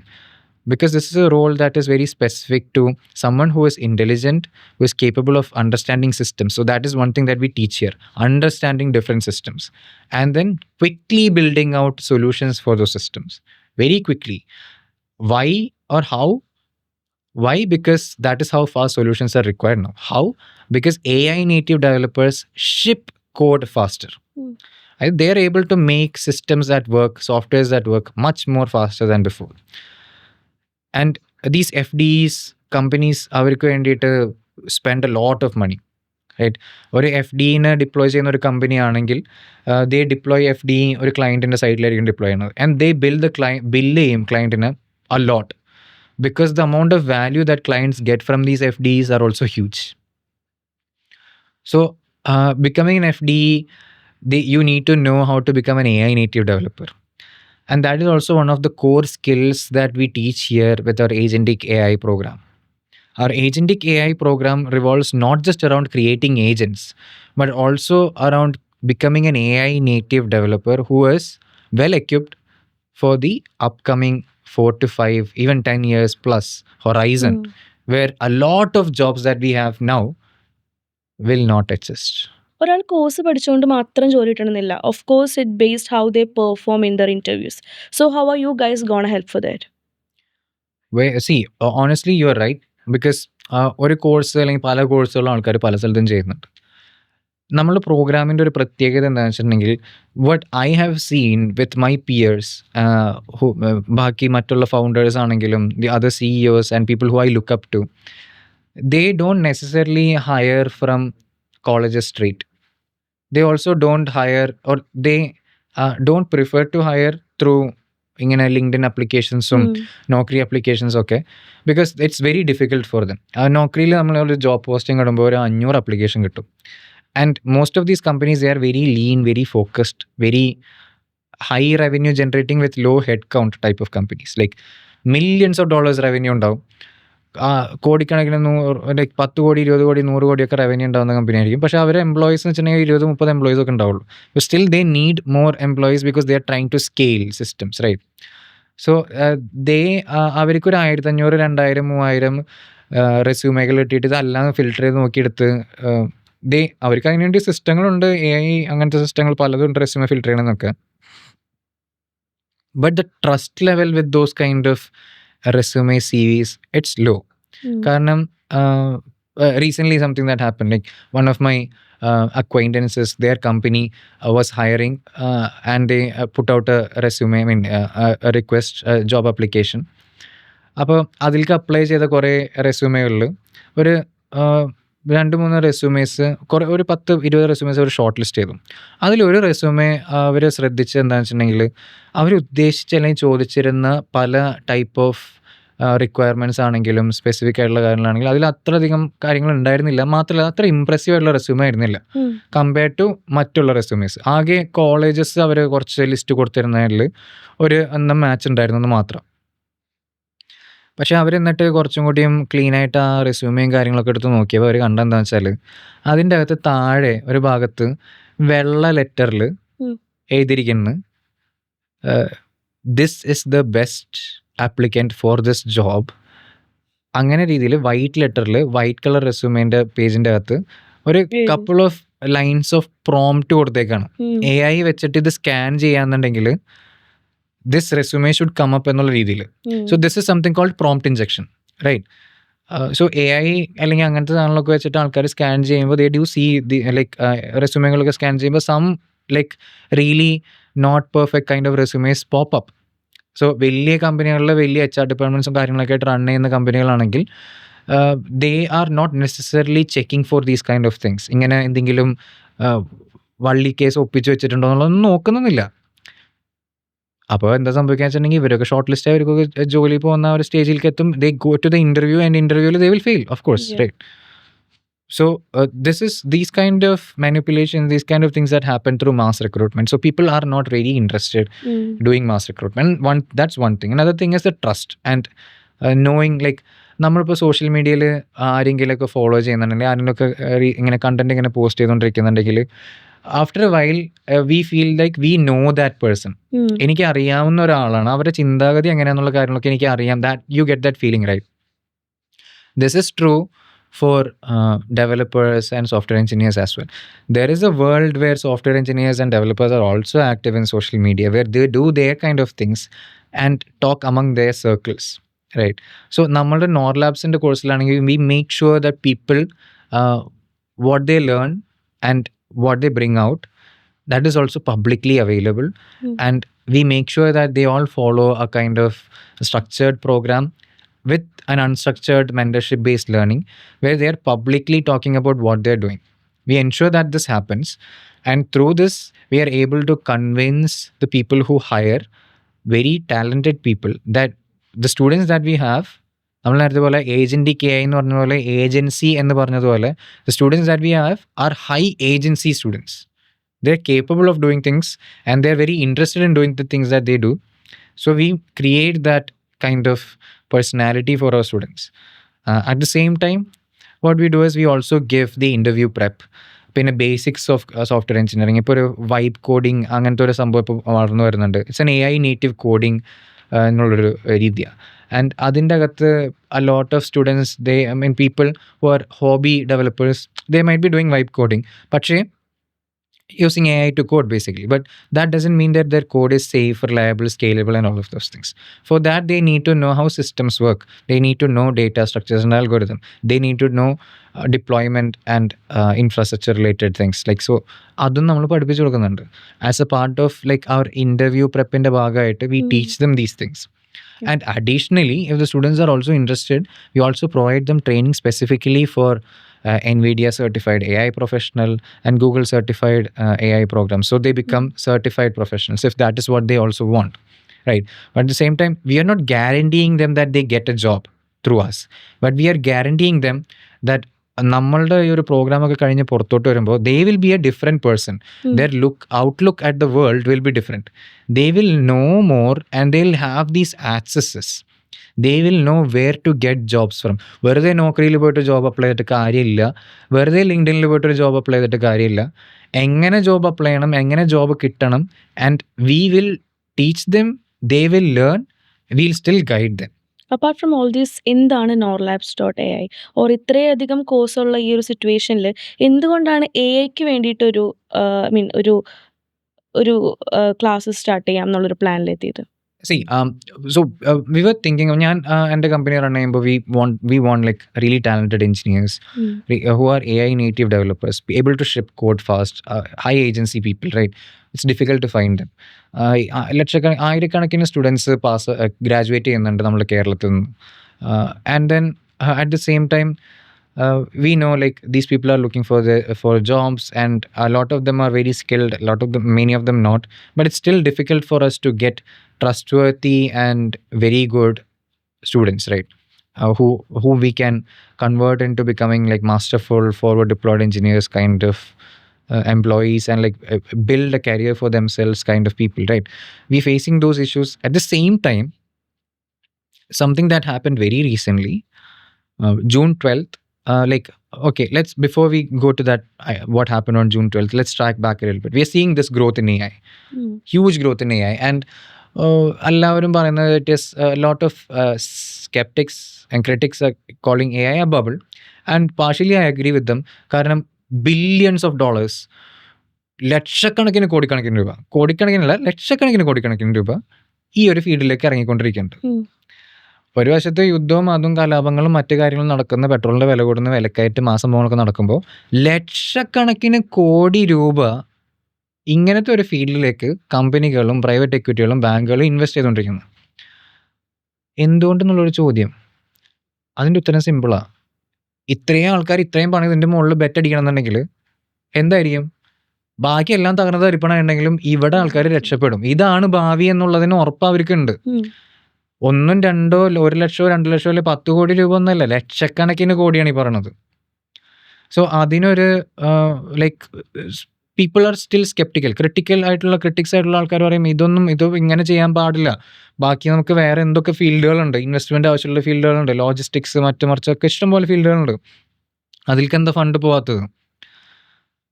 കഴിഞ്ഞ 2 വർഷം കൊണ്ട് ഉണ്ടായേക്കുന്ന ആ ഒരു amount of investment വെച്ചാൽ വിശ്വസിക്കാൻ പറ്റാത്ത അത്ര വലിയ ഇൻവെസ്റ്റ്മെന്റ്സ് ആണ്. അതിനിടയ്ക്ക് രസകരമായിട്ടുള്ള സംഭവം സംഭവിച്ചു. കഴിഞ്ഞ ദിവസം 2-3 ദിവസമായിട്ടുള്ളൂ. കഴിഞ്ഞ ദിവസം എന്താ ഉണ്ടായെന്ന് വെച്ചിട്ടുണ്ടെങ്കിൽ, സ്പേസ് എക്സ് അത്യാവശ്യം ആൾക്കാർ കുറച്ച് കേട്ടിട്ടുണ്ടാവും. ഇലോൺ മസ്കിൻ്റെ പല കമ്പനികളിൽ ഒരു കമ്പനിയാണ് സ്പേസ് എക്സ്. ടെസ്ലയുടെ ഫൗണ്ടർ ആയിട്ടുള്ള ഇലോൺ മസ്ക്, ലോകത്തിലെ ഏറ്റവും വലിയ കോടീശ്വരൻ അല്ലേ. സ്പേസ് എക്സ് പബ്ലിക് ആവാൻ പോകുന്നു എന്നുള്ളൊരു സംഭവം വന്നു. പബ്ലിക് ആവാന്ന് വെച്ചിട്ടുണ്ടെങ്കിൽ ഈ സ്റ്റോക്ക് എക്സ്ചേഞ്ചിൽ ലിസ്റ്റ് ചെയ്ത് IPO ചെയ്യുക. അപ്പോൾ സാധാരണക്കാർക്ക് അതിൻ്റെ സ്റ്റോക്ക് വാങ്ങാനും വിൽക്കാനൊക്കെ പറ്റും. അതാണ് സ്പേസ് എക്സിന് സംഭവിക്കുന്നത്. അപ്പോൾ അതിന് വേണ്ടിയിട്ട് സ്പേസ് എക്സ് എന്താണെന്ന് അറിയോ? രസകരമായിട്ടുള്ള കാര്യം ചെയ്ത്. എക്സ് എന്ന് പറഞ്ഞ സോഷ്യൽ മീഡിയ പ്ലാറ്റ്ഫോം ഉണ്ടല്ലോ, മുമ്പ് ട്വിറ്റർ ആയിരുന്നത്, അതിനെ സ്പേസ് എക്സിൻ്റെ അണ്ടറിലേക്ക് കൊണ്ടുവന്നു. സ്റ്റാർലിങ്ക് നേരത്തെ സ്പേസ് എക്സിൻ്റെ അണ്ടറിലായിരുന്നു. പിന്നെ വേറൊരു കാര്യം കൂടി, XAI ആണ്. ഗ്രോക്ക് എന്ന് പറഞ്ഞിട്ടുള്ളൊരു AI ഉണ്ട്. കൂടാതെ സൂപ്പർ ക്ലസ്റ്റർ എന്ന് പറഞ്ഞിട്ട് ഗിഗ സെൻറ്റർ എന്നെന്തോ പറഞ്ഞിട്ട് എക്സിൻ്റെ ഇലോൺ മസ്കിൻ്റെ തന്നെ ആയിട്ടൊരു ഡേറ്റാ സെൻറ്റർ ഉണ്ട്. ലോകത്തിലെ ഏറ്റവും വലിയ ഡേറ്റാ സെൻറ്ററിൽ ഒന്നാണ് അത്. ആ ഡേറ്റാ സെൻറ്ററും ഇതിൻ്റെ അണ്ടറിലേക്ക് കൊണ്ടുവന്നു, സ്പേസ് എക്സിൻ്റെ അണ്ടറിൽ. അപ്പോൾ സ്പേസ് എക്സ് എന്തായി? റോക്കറ്റ് വിട്ടിട്ട് റോക്കറ്റിനെ കൈകൊണ്ട് പിടിച്ച് നിലത്തേക്ക് ഇറക്കുന്ന ഒരു കമ്പനി എന്നുള്ളതിന് പുറമെ ഒരു AI കമ്പനി എന്നുള്ള രീതിയിലേക്ക് മാറ്റിമറിച്ചതിന്. അപ്പോൾ റോക്കറ്റ്, AI എല്ലാം കൂടി ആയിട്ട് ലോകം മുഴുവൻ മാറ്റിമറിക്കാൻ പോകുന്ന ഒരു കമ്പനി എന്നുള്ള രീതിയിൽ കൊണ്ടുവന്നു. എന്നിട്ട് അതിൻ്റെ IPO ജൂൺ 12-നാണ് നടക്കുന്നത്. ആൾക്കാരുടെ ഇതൊരു ടെസ്റ്റാണ് ശരിക്കും പറഞ്ഞാൽ. ഈ IPO നടക്കുമ്പോൾ സാധാരണക്കാർക്ക് ആ സ്റ്റോക്ക് പർച്ചേസ് ചെയ്യാനുള്ള ഒരു ഓപ്പർച്യൂണിറ്റി വരുന്നത്, സെല് ചെയ്യാനുള്ള ഓപ്പർച്യൂണിറ്റി വരുന്നത്, നേരത്തെ ഉണ്ടായിരുന്ന ഇൻവെസ്റ്റേഴ്സിനും സെല് ചെയ്യാനുള്ള ഓപ്പർച്യൂണിറ്റി വരുന്നത്. അപ്പോൾ ഇൻവെസ്റ്റേഴ്സും സെല് ചെയ്യും, അവർ കുറച്ച് കാശ് ഉണ്ടാക്കും.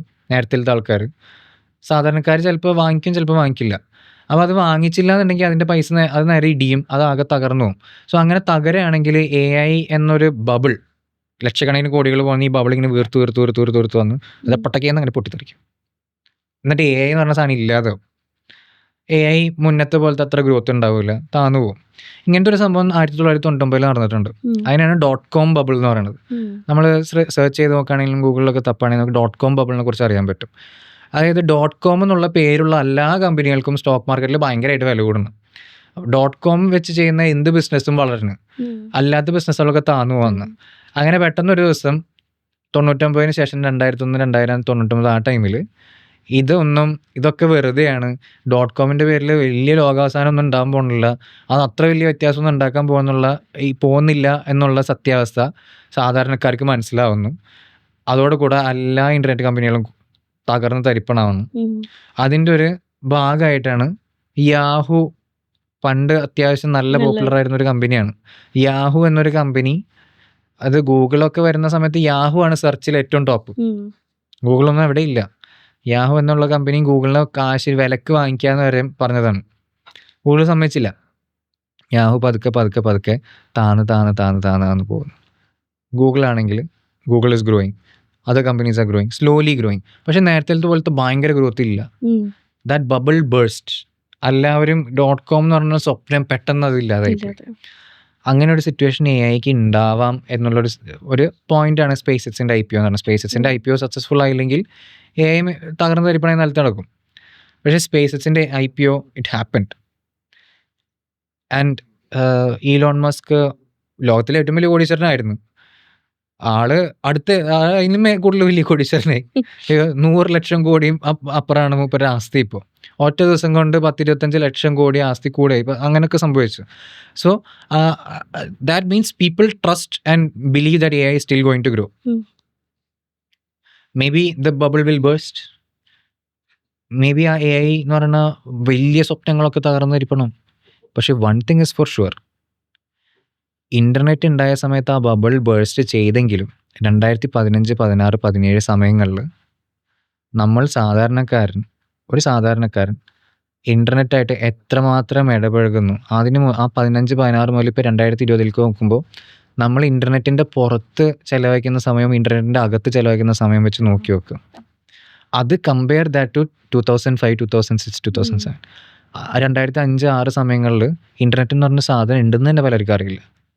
അല്ലെങ്കിൽ ഇൻ്റർനെറ്റ് കണക്ഷൻ വേണം വീട്ടിൽ നിന്ന് പിള്ളേർ ആരെങ്കിലും പറഞ്ഞിട്ടുണ്ടെങ്കിൽ വീട്ടുകാർ പറയും നീ നാശമായി പോകുന്നു പറഞ്ഞിട്ട് ഇൻ്റർനെറ്റ് കൊടുക്കില്ല. അല്ലെങ്കിൽ കഫേ പോയിട്ട് പ്രിൻ്റ് എടുക്കണം, അങ്ങനത്തെ ഒരു സിറ്റുവേഷൻ. അതിൽ നിന്ന് എന്തിലേക്കാണ് ഇപ്പോൾ മാറ്റം വന്നേക്കുന്നത്? റൈറ്റ്. AI എന്ന് പറയുന്ന വിപ്ലവം തുടങ്ങിയിട്ട് 2023 ഇൻ്റർനെറ്റ് എന്ന് പറയുന്ന സംഭവം വ്യാപകമാകാൻ തുടങ്ങിയത് 1990 ഇപ്പോൾ 2026, 3 വർഷം കഴിഞ്ഞിട്ടുള്ളൂ. 90 മുതൽ 26 വരെ ആവാനായിട്ട് 10-36 വർഷം എടുത്ത്. ലോങ് ആയിട്ടുള്ളൊരു ഹൊറൈസണിൽ ചിന്തിക്കുമ്പോൾ AI is here to stay. It's not going anywhere. And the question is, do you still need jobs? Right? Yeah. So that is what we are trying to prepare the future for. Gen Alpha, Gen Z, these people, like Gen Z, the last generations ആണെങ്കിലും Gen Alpha ആണെങ്കിലും the upcoming generations, they need jobs. They need to make money. അവർക്കും ഫാമിലികൾ വേണം, അവർക്കും വീട് വാങ്ങണം, അവർക്കും car വാങ്ങണം. How will they be able to do this? Right? We know this is what's happening. We can see what's happening in front of us. അടുത്ത 10 വർഷം എന്താ സംഭവിക്കാൻ പോകുന്നുള്ളത്. And we want people to have jobs. That is what we are training our students to be able to get to. ഒരു ഭാവി ഉണ്ടാക്കുക എന്നുള്ളതാണ് ഞങ്ങളിവിടെ ശ്രമിക്കുന്നത്. More than because that is what we have seen. നമ്മൾ കണ്ടുകൊണ്ടിരിക്കുന്ന ഒരു കാര്യമാണ്. Maybe what I realized and what my team has also realized is that AI അങ്ങനത്തെ കാര്യങ്ങളൊക്കെ ഇത്രയും ഡീപ്പായിരിക്കുന്ന ഞങ്ങൾക്ക് കാണുന്നത്, we are seeing these jobless കാര്യങ്ങളൊക്കെ കാണുമ്പോൾ maybe we are seeing what is going to spread, എന്താണ് മുഴുവൻ എല്ലാവരിലേക്കും എത്താൻ പോകുന്നത് എന്നുള്ളത്, before it is reached all these people. Maybe we are at the cutting edge of what's happening in AI. And നമ്മൾ സാധാരണക്കാരുടെ അടുത്ത് ചോദിക്കുമ്പോൾ ഇറ്റ്സ് നോട്ട് അങ്ങനെയൊന്നും ഇല്ല, അങ്ങനത്തെ പ്രശ്നങ്ങളൊന്നും ഇല്ല. But we are seeing that അത് സാധാരണക്കാർക്ക് പതുക്കെ ട്രിക്കിൾ ഡൗൺ ആവുന്നത് നമുക്ക് കണ്ടുകൊണ്ടിരിക്കാം. And we want to be able to prepare the students for that future. Unemployability കൂടരുത് എന്നതാണ് നമ്മളുടെ ആഗ്രഹം. അൺഎംപ്ലോയബിലിറ്റി കുറഞ്ഞില്ലെങ്കിൽ അറ്റ്ലീസ്റ്റ് ഈ ഒരു ലെവലിലെങ്കിൽ പിടിച്ചിരുത്താൻ പറ്റാന്നുള്ളത്. സോ norlabs.ai എന്ന് പറയുന്നൊരു പ്രോഗ്രാം വഴി നമ്മൾ ഉദ്ദേശിക്കുന്നത് ഈ ഒരു ഫ്യൂച്ചർ ബിൽഡ് ചെയ്യാന്നുള്ളത്. ആ യാഥാർത്ഥ്യമാവാൻ പോകുന്ന ഫ്യൂച്ചർ ബിൽഡ് ചെയ്യുന്ന ബിൽഡേഴ്സിനെ ഉണ്ടാക്കുക എന്നുള്ളത്. ഒരു 6 month പ്രോഗ്രാമാണ്. Initially V teach dum about the basics. ഇപ്പോൾ BCA അല്ലെങ്കിൽ BTech ഒക്കെ കഴിഞ്ഞ ആൾക്കാരോ അല്ലെങ്കിൽ ഇപ്പോൾ 12th ആ ഒരു ടൈമിലൊക്കെ പഠിക്കുമ്പോൾ തന്നെ കമ്പ്യൂട്ടർ സയൻസോ അല്ലെങ്കിൽ ഫ്യൂച്ചറിനെ കുറിച്ചൊക്കെ ആയിട്ട് ഫാസിനേറ്റഡ് ആയിട്ടുള്ള സ്റ്റുഡൻസ് ഉണ്ടെങ്കിൽ we want to bring them in, give them the training to prepare them for the future, and then they can go out and do whatever they want, right? And let them do, like what I'm telling what I want to tell to the parents is that ഇവിടെ സംഭവിക്കുന്നത്, like if you are active in AI or anything related to technology or technology related businesses, you will have seen this happening in front of your eyes. ജോലികൾ നഷ്ടപ്പെടുന്നത്, ആൾക്കാർ fire ആവുന്നതിനും പുറമെ the kind of changes that are happening, right? It's so fast. And we want to be able to prepare these students for that future. And norlabs.ai, the 6-month program that we offer, like this, what we want to do is use the 6 months and get you ready for the next 10 years. So every time you look back, I want the students and then their parents to feel that one 6-month program or those 6 months, they defined my future, that they made me ready for something that no one else could. ആയിരക്കണക്കിന് AI പ്രോഗ്രാമുകൾ വന്നു തുടങ്ങുന്നുണ്ട്, പൊന്തി വരുന്നുണ്ട്. I'm not saying all of them are bad. I don't know about all of them. I'm not saying all of them are good. But I know for sure that Norlabs is the kind of program that we have developed, we have come up with. It's from our experiences as developers, as builders, as founders. What is needed now, what is needed 5 years in the future. When we are building a business, ഞങ്ങളിപ്പോൾ ഒരു startup തുടങ്ങുമ്പോൾ we are not building that startup for today's problems. We are building the startup in hopes that the business will grow, and we are building it for tomorrow's problems. Similarly, norlabs.ai is a new program. It's a new coursework. It's a new 6-month program. We are not building this Norlabs program for just today's students. We are building it for tomorrow's jobs. Actually നമ്മുടെ norlabs.aiയുടെ location എവിടെയാണ്? ഏത് സ്ട്രീമിലുള്ള സ്റ്റുഡൻസിനെയാണ് കൂടുതൽ prefer ചെയ്യുക? ഇപ്പോൾ humanities അല്ലെങ്കിൽ computer science, humanities അല്ലെങ്കിൽ commerce എടുത്ത സ്റ്റുഡൻറ്റിന് AI ഹൈലി പാഷനേറ്റ് ആണ്, ബട്ട് ബേസിക്കേ അറിയുള്ളൂ. അങ്ങനത്തെ ഒരു സ്റ്റുഡൻറ്റിന് norlabs വന്ന് ജോയിൻ ചെയ്യാൻ പറ്റുമോ? Or else you prefer some kind of advance level students for the course?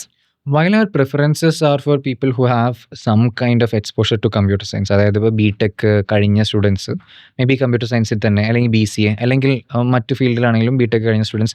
I have friends biotechnology ഒക്കെ BTech ചെയ്തതിന് ശേഷം they are now working as software engineers because they are interested in that, right?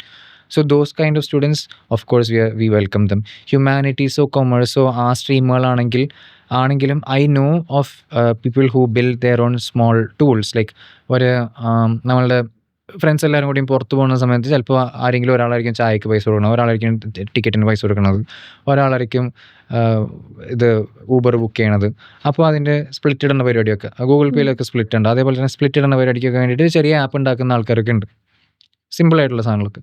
Those kind of people, they are interested in what they are doing.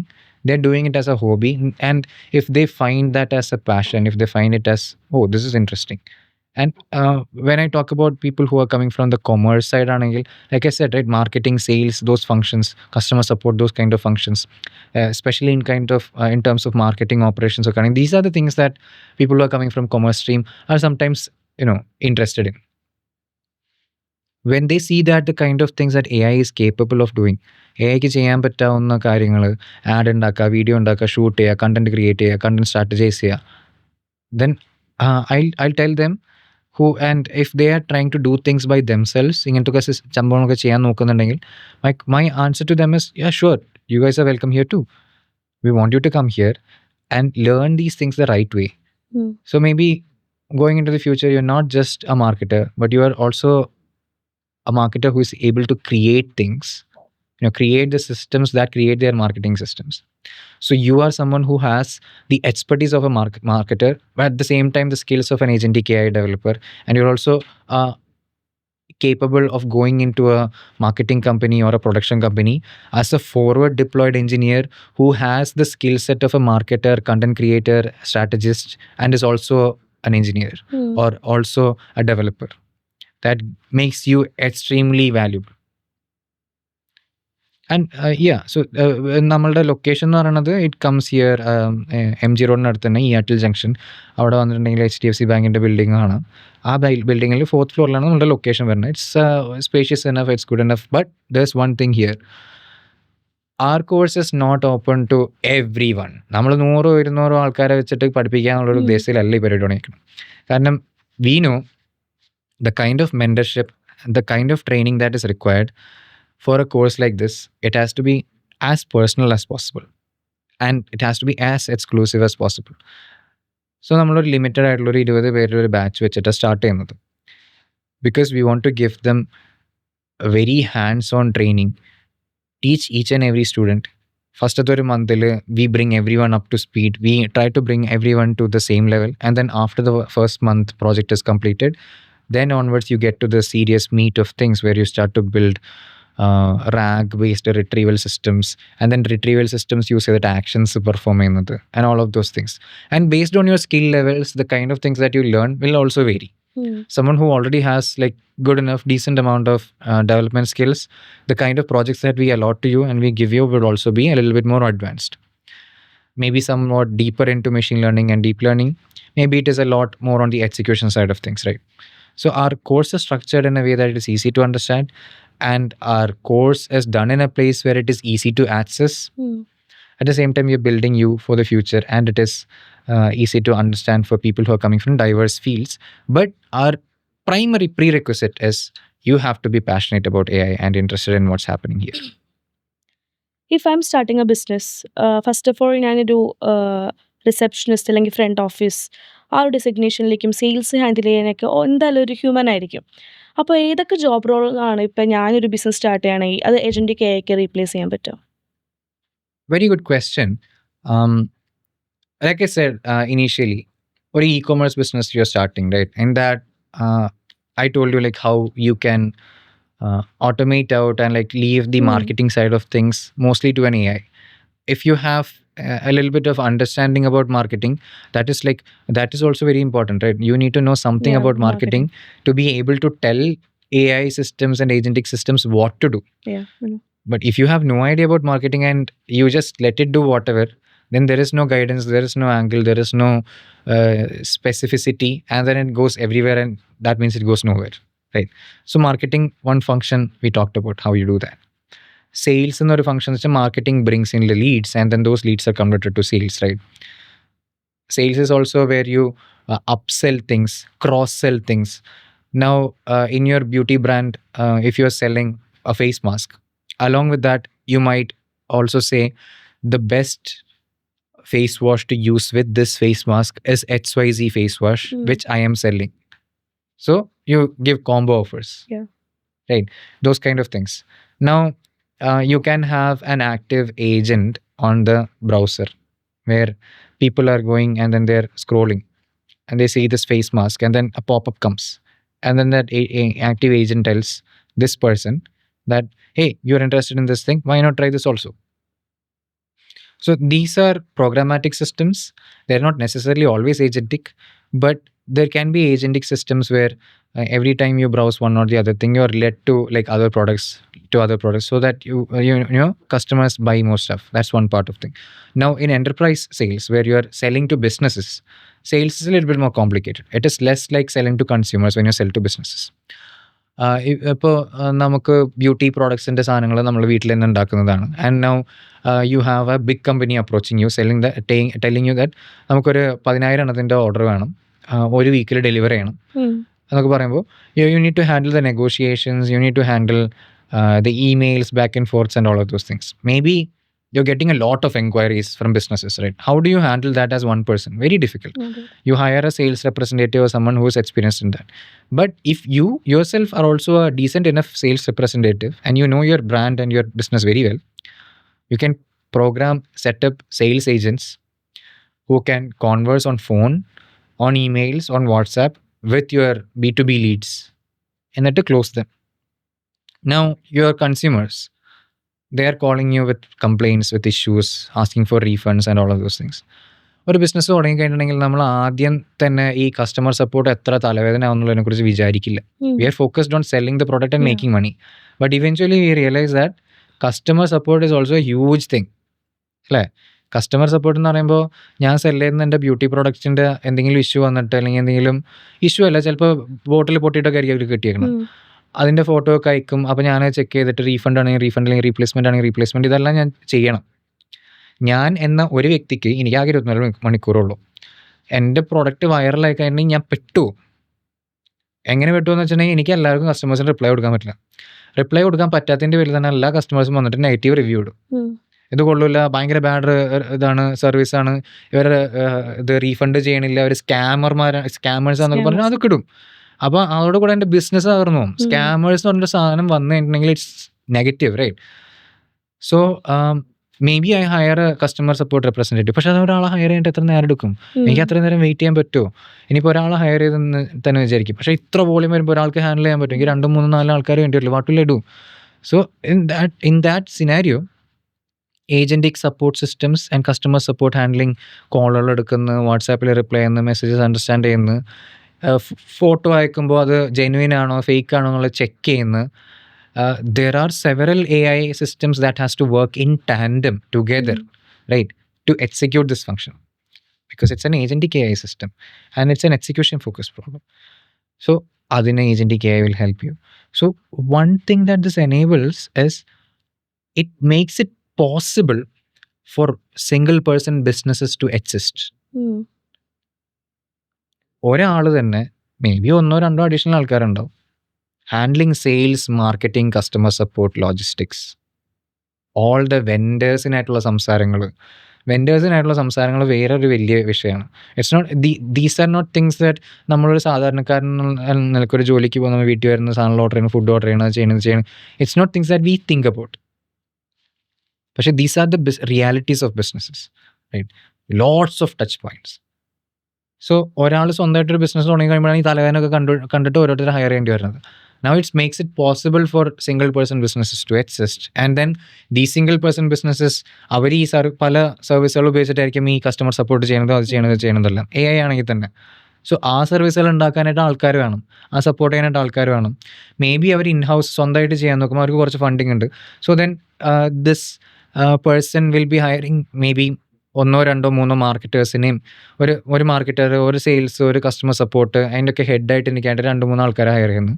പിന്നെ they have an AI agentic developer in house ആയിട്ട് ഒരാളെ hire ചെയ്യുന്നു. And that person builds the systems. മറ്റേ ഹെഡായിട്ട് നിൽക്കുന്ന 2-3 ആൾക്കാർ they manage these systems. And now you have ഒരു 4-5 ആൾക്കാരെ വെച്ചിട്ട് you have a company that is doing വലിയ ബിസിനസ് ചെയ്യാൻ പറ്റുന്ന ഒരു കമ്പനി ഉണ്ടാക്കാനുള്ള capability, right? This is happening. This is the future. This is already happening. So this is what we are trying to build for. This is where we are. Who will be the agentic AI or the developer that this single person business hires? Who will that person be? That person will be a student of ours. Okay. That is what we are doing now. ഇപ്പോൾ AI sales handle ചെയ്യുമെന്ന് പറഞ്ഞു. അപ്പോൾ അങ്ങനത്തെ ഒരു സിറ്റുവേഷനിൽ ഇപ്പോൾ എനിക്ക് എന്തെങ്കിലും ഒരു ബിസിനസ്സിനെതിരെ ഒരു കംപ്ലയിൻ്റ് ഉണ്ട്. ഇപ്പോൾ ഞാൻ മെസ്സേജ് അയക്കുന്ന സമയത്ത് എനിക്കൊരു AI ഓട്ടോമേറ്റഡ് മെസ്സേജ് ആണ് വരുന്നതെന്നുണ്ടെങ്കിൽ എനിക്ക് ചിലപ്പോൾ അത് ട്രസ്റ്റ് വർത്തി ആയിട്ട് ഫീൽ ചെയ്യില്ല. I will feels like something is wrong somewhere. എനിക്ക് എപ്പോഴും ഒരു ഹ്യൂമൻ പ്രസൻസ് ആണ് വേണ്ടത്. ഇപ്പം ഞാൻ എന്തെങ്കിലും അവരുടെ സെയിൽസിനെ കുറിച്ച് എൻക്വയറി ചെയ്യുകയാണെങ്കിലോ അല്ലെങ്കിൽ എനിക്കൊരു കംപ്ലയിൻറ്റ് റേസ് ചെയ്യുകയാണെങ്കിലോ, ഈവൻ തോ ഞാനിപ്പോൾ ഒരു ആമസോണിൽ ഒരു പ്രൊഡക്റ്റ് ഓർഡർ ചെയ്തിട്ട് അതെന്തെങ്കിലും മിസ്പ്ലേസ് ആയി അല്ലെങ്കിൽ എന്തെങ്കിലും ഒരു ഇഷ്യൂ ആ പ്രൊഡക്റ്റിനുണ്ടെങ്കിൽ നമ്മൾ ഫസ്റ്റ് തന്നെ അവർക്ക് കംപ്ലയിൻറ്റ് റേസ് ചെയ്യുമ്പോൾ അതിൽ അവർ AI ഓട്ടോമേറ്റഡ് മെസ്സേജ് ആയിരിക്കും വരിക. എന്നിട്ട് നമുക്കൊരു ഹ്യൂമൻ കസ്റ്റമർ ഏജൻറ്റിനെ വേണമെന്ന് പറയുമ്പോഴായിരിക്കും അവർ നമുക്കൊരു ഹ്യൂമനെ കണക്ട് ചെയ്ത് തരാം. സോ ഇങ്ങനെ ഒരു സിറ്റുവേഷനിൽ AI ഏജൻറ്റ്സ് അല്ലെങ്കിൽ AI ഓട്ടോമേറ്റഡ് മെസ്സേജ് വന്നു കഴിയുമ്പോൾ ഈ പറഞ്ഞ പോലെ ഒരു ട്രസ്റ്റ് ഫാക്ടർ ഇല്ലേ? ആരെങ്കിലും അങ്ങനത്തെ ഒരു സിറ്റുവേഷനിൽ അത് ട്രസ്റ്റ് ചെയ്യോ? ഓർ ഹ്യൂമൻ പ്രസൻസ് അല്ലേ ആ സമയത്ത് കൂടുതലും ആഗ്രഹിക്കുള്ളൂ ആൾക്കാർ? നല്ലൊരു ചോദ്യമാണ്. കാരണം ദിസ് ഇസ് ട്രൂ. ആൾക്കാർക്ക് they need humans, right? We always prefer to talk to each other. നമ്മൾക്കൊരു ബോട്ട് കേൾക്കുമ്പോൾ, അതിൻ്റെ ബോട്ടിൻ്റെ സൗണ്ട് കേൾക്കുമ്പോൾ, അല്ലെങ്കിൽ ബോട്ടിൻ്റെ ചാറ്റ് ബോട്ടിൻ്റെ റെസ്പോൺസുകൾ കാണുമ്പോൾ നമുക്ക് ഭ്രാന്ത് പിടിക്കാൻ തുടങ്ങും, ദേഷ്യം വരും. പക്ഷേ the reason that happens is because we don't trust the bot to solve our problem. അല്ലേ? നമ്മളുടെ പ്രശ്നം അതിന് പരിഹരിക്കാൻ പറ്റില്ല എന്നുള്ളൊരു അണ്ടർസ്റ്റാൻഡിങ് കാരണമാണ്, ആ ഒരു മുൻധാരണ കൊണ്ടാണ് അങ്ങനെ ചെയ്യുന്നത്. കാരണം എന്താണെന്ന് വെച്ചിട്ടുണ്ടെങ്കിൽ ഇതുവരെ ഉണ്ടായിരിക്കുന്ന എല്ലാ സിസ്റ്റങ്ങളും ചാറ്റ് ബോട്ടുകളൊക്കെ ആണെങ്കിലും പലതും ഈ റൂൾ ബേസ്ഡ് ചാറ്റ് ബോട്ടുകളൊക്കെയാണ്. അതിന് ഫിക്സ്ഡ് ആയിട്ടുള്ള കുറേ ആൻസേഴ്സ് ഉണ്ട്, കുറേ ക്വസ്റ്റ്യൻസ് ഉണ്ട്. നമുക്ക് ആ ക്വസ്റ്റ്യൻസ് ചോദിക്കാനും പറ്റുള്ളൂ. ചിലപ്പോൾ നമ്മൾ ചോദിക്കുന്നതിന് ഫിക്സ്ഡ് ആയിട്ടുള്ള കുറച്ച് ആൻസേഴ്സ് മാത്രമേ റിപ്ലൈ തരുള്ളൂ. സോ അതാണ് നമ്മൾ കണ്ടിരിക്കുന്നത്, അതാണ് നമ്മളുടെ എക്സ്പീരിയൻസ്. നമ്മളുടെ മുൻ എക്സ്പീരിയൻസസ് അനുസരിച്ച് നമുക്ക് അറിയാവുന്ന എന്താണെന്ന് വെച്ചാൽ ഇന്നലെ ചാറ്റ് ബോട്ട് എങ്ങാനും ഉത്തരം പറഞ്ഞിട്ടുണ്ടെങ്കിൽ അതൊന്നും നടക്കാൻ പോകുന്നില്ല. ഒരു മനുഷ്യന് വേണം, right? But the capabilities of the systems are increasing and they are much more capable than before. Because of this, they are able to solve problems more effectively and they are actually able to solve problems. So ഞാനൊരു company നടത്തുന്നുണ്ടെങ്കിൽ എനിക്ക് വേണ്ടത് എൻ്റെ കസ്റ്റമേഴ്സിൻ്റെ പ്രശ്നങ്ങൾ solve ആവണമെന്നാണ്. എൻ്റെ കസ്റ്റമേഴ്സിന് വേണ്ടത് അതും അവർക്ക് ഒരു സൊല്യൂഷൻ കണ്ടെത്തണം എന്നുള്ളതാണ്. The question is, do you want to leave your customers waiting? നമ്മളിപ്പോൾ ഒരു ഹോസ്പിറ്റലിൽ വിളിച്ചിട്ടുണ്ടെങ്കിൽ ഫോർ എക്സാമ്പിൾ കുറച്ച് നേരം ഒരു പാട്ട് കേൾക്കും. പാട്ട് കേട്ട് കഴിഞ്ഞിട്ട് ആരെങ്കിലും ഫോൺ എടുക്കും. ചിലപ്പോൾ പാട്ട് കുറേ നേരം കേൾക്കും, എന്നിട്ടായിരിക്കും ആരെങ്കിലും ഫോൺ എടുക്കണം. എത്ര നേരം പാട്ട് കേട്ടിരിക്കാനുള്ളൊരു ക്ഷമ എനിക്കുണ്ട്. അല്ലെങ്കിൽ ഞാൻ ഈ പാട്ടും കേട്ട് കുറച്ച് നേരം കഴിയുമ്പോഴത്തേക്കും ഇവിടെ ഉള്ള ആള് വല്ല നെഞ്ചുവേദന വന്നിരിക്കുന്ന ആള് പാട്ട് കേട്ട് നേരെ ആകാശത്തേക്ക് പോകും, അല്ലേ? സോ ഓഫ് കോഴ്സ് എമർജൻസി എന്നുണ്ടെങ്കിൽ ആംബുലൻസിന് വിളിക്കും, അങ്ങനെ എന്തെങ്കിലും ചെയ്യും. നോട്ട് സെയിങ് ദാറ്റ് എമർജൻസി വരുമ്പോൾ പാട്ടും കേട്ടിരിക്കും, അതെല്ലാം സംഭവിക്കാൻ പോകുന്നു. ബട്ട് സ്റ്റിൽ ഫ്രം ഒരു ഹോസ്പിറ്റലിൻ്റെ പെർസ്പെക്റ്റീവ് എന്ന് പറയുമ്പോൾ ഞാൻ 2 പാട്ട് കേട്ട് 3 പാട്ട് കേട്ട് വേറെ ഹോസ്പിറ്റലിൽ വിളിച്ച് അവിടെയും പാട്ട് കേട്ട് 4ാമത്തെ ഹോസ്പിറ്റലിൽ വിളിച്ച് അവിടെയും പാട്ട് കേട്ട് എവിടെയെങ്കിലും ഒരു സ്ഥലത്ത് ആരെങ്കിലും എന്തെങ്കിലും പറയുന്നുണ്ടെങ്കിൽ ഞാൻ ആ ഹോസ്പിറ്റലിനായിരിക്കും പ്രിഫർ ചെയ്യുന്നത്, ഒന്നാമത്തത്. രണ്ടാമത്തത്, പാട്ട് കേട്ട് ഫോൺ കട്ടായി, ഇനി ആ ഹോസ്പിറ്റലിൽ നിന്ന് തന്നെ തിരിച്ച് വിളിച്ചിട്ട് ഹലോ സാർ വിളിച്ചിരുന്നല്ലോ, എന്താ സാർ പ്രശ്നം ചോദിക്കണം. ഓക്കെ, ഇനി പാട്ട് കേൾക്കുന്നതിനൊരു ബോട്ട് വന്നിട്ട് ഞാൻ പറയണം എനിക്ക് ഇന്ന പ്രശ്നങ്ങളുണ്ട്, ഇങ്ങനത്തെ കുഴപ്പങ്ങളുണ്ട്, എനിക്ക് ഇന്നൊരു ഗ്യാസ്ട്രോ എൻട്രോളജിനെ കാണണം, അല്ലെങ്കിൽ കാർഡിയോളജിനെ കാണണം, എനിക്ക് അടുത്ത വീക്കിലേക്ക് ഒരു അപ്പോയിൻമെൻറ്റ് വേണമെന്നൊക്കെ പറയുമ്പോൾ അത് കേൾക്കുന്നതിനനുസരിച്ച് മറുപടി പറയണം, സാറിൻ്റെ പ്രശ്നം എന്താണ്, സാറിന് അസുഖങ്ങൾ എന്താണ്, സാറിന് പ്രീവിയസ് ഹിസ്റ്ററി എന്തെങ്കിലും ഉണ്ടോ, ഇങ്ങനത്തെ ചോദ്യങ്ങളൊക്കെ ചോദിക്കുന്നു. എന്നിട്ട് സാർ ഞങ്ങൾ ഹോസ്പിറ്റലിൽ നിന്ന് തിരിച്ച് വിളിക്കുന്നതാണ് ഡീറ്റെയിൽസ് കൺഫേം ചെയ്യാനെന്ന് പറഞ്ഞിട്ട് ഒരു ബോട്ടാണ് പറയുന്നത്. സോ ബോട്ട് അവിടെ ആക്ഷൻസ് ഒന്നും എടുക്കുന്നില്ല, ബുക്ക് ചെയ്യുന്നില്ല, പക്ഷെ ചോദ്യങ്ങൾ ചോദിക്കുന്നുണ്ട്, വിളിക്കുന്ന കസ്റ്റമറിനെ സമാധാനപ്പെടുത്തുന്നുണ്ട്, ഫോൺ കട്ട് ചെയ്യുന്നു. ആ ഹോസ്പിറ്റലിൽ നിന്ന് തന്നെ തിരിച്ചു വിളിക്കുമ്പോൾ സാർ ഇങ്ങനത്തെ ഒരു എൻക്വയറി ചെയ്തിരുന്നല്ലോ, സാറിൻ്റെ പ്രശ്നങ്ങൾ ഞാൻ നോട്ട് ചെയ്തിട്ടുണ്ട്, ഇന്ന ഡോക്ടർ അവൈലബിൾ ആണ്, ട്യൂസ്ഡേക്ക് 12 മണിക്ക് ഞങ്ങൾ ബുക്ക് ചെയ്യട്ടെ എന്ന് ചോദിക്കുന്നു. സാർ ആ ടൈമാണെന്ന് പറഞ്ഞിരുന്നത്, അപ്പോൾ അവൈലബിലിറ്റി ഉണ്ട്, ബുക്ക് ചെയ്യട്ടെ എന്ന് ഇങ്ങോട്ട് വിളിച്ച് ചോദിക്കുന്നു. ഈ 3 ഹോസ്പിറ്റലിൽ നിന്ന് എനിക്ക് കോൾ ബാക്ക് കിട്ടണമെങ്കിൽ എവിടെയാണ് ഞാൻ പോവുക? റെസ്പോൺസുള്ള സ്ഥലത്ത്, അല്ലേ? അത്രേ ഉള്ളൂ. സോ ദാറ്റ് ഇസ് ദ വളരെ സിമ്പിൾ ആയിട്ടുള്ള ലോ ഹാങ്ങിങ് ആയിട്ടുള്ള കാര്യങ്ങൾ. This is the kind of things that we are trying to solve. This is the kind of things that are being solved. അപ്പോൾ ഹോസ്പിറ്റലിൽ നിന്ന് വരുന്ന ഒരു 100 കോളിലത്തെ ഒരു 30 കോള്, കാരണം ഓഫ് കോഴ്സ് ഫ്രണ്ട് ഡെസ്കിലും റിസപ്ഷനിലൊക്കെ ഇരിക്കുന്ന ആൾക്കാർക്ക് their job should be to serve the patients who are coming to the hospital. ഹോസ്പിറ്റലിൽ വന്ന് മുന്നിൽ നിൽക്കുന്ന ആൾക്കാരെ നിർത്തിക്കൊണ്ട് ഫോൺ വിളിച്ച് സംസാരിക്കലല്ല അവരുടെ ജോലി.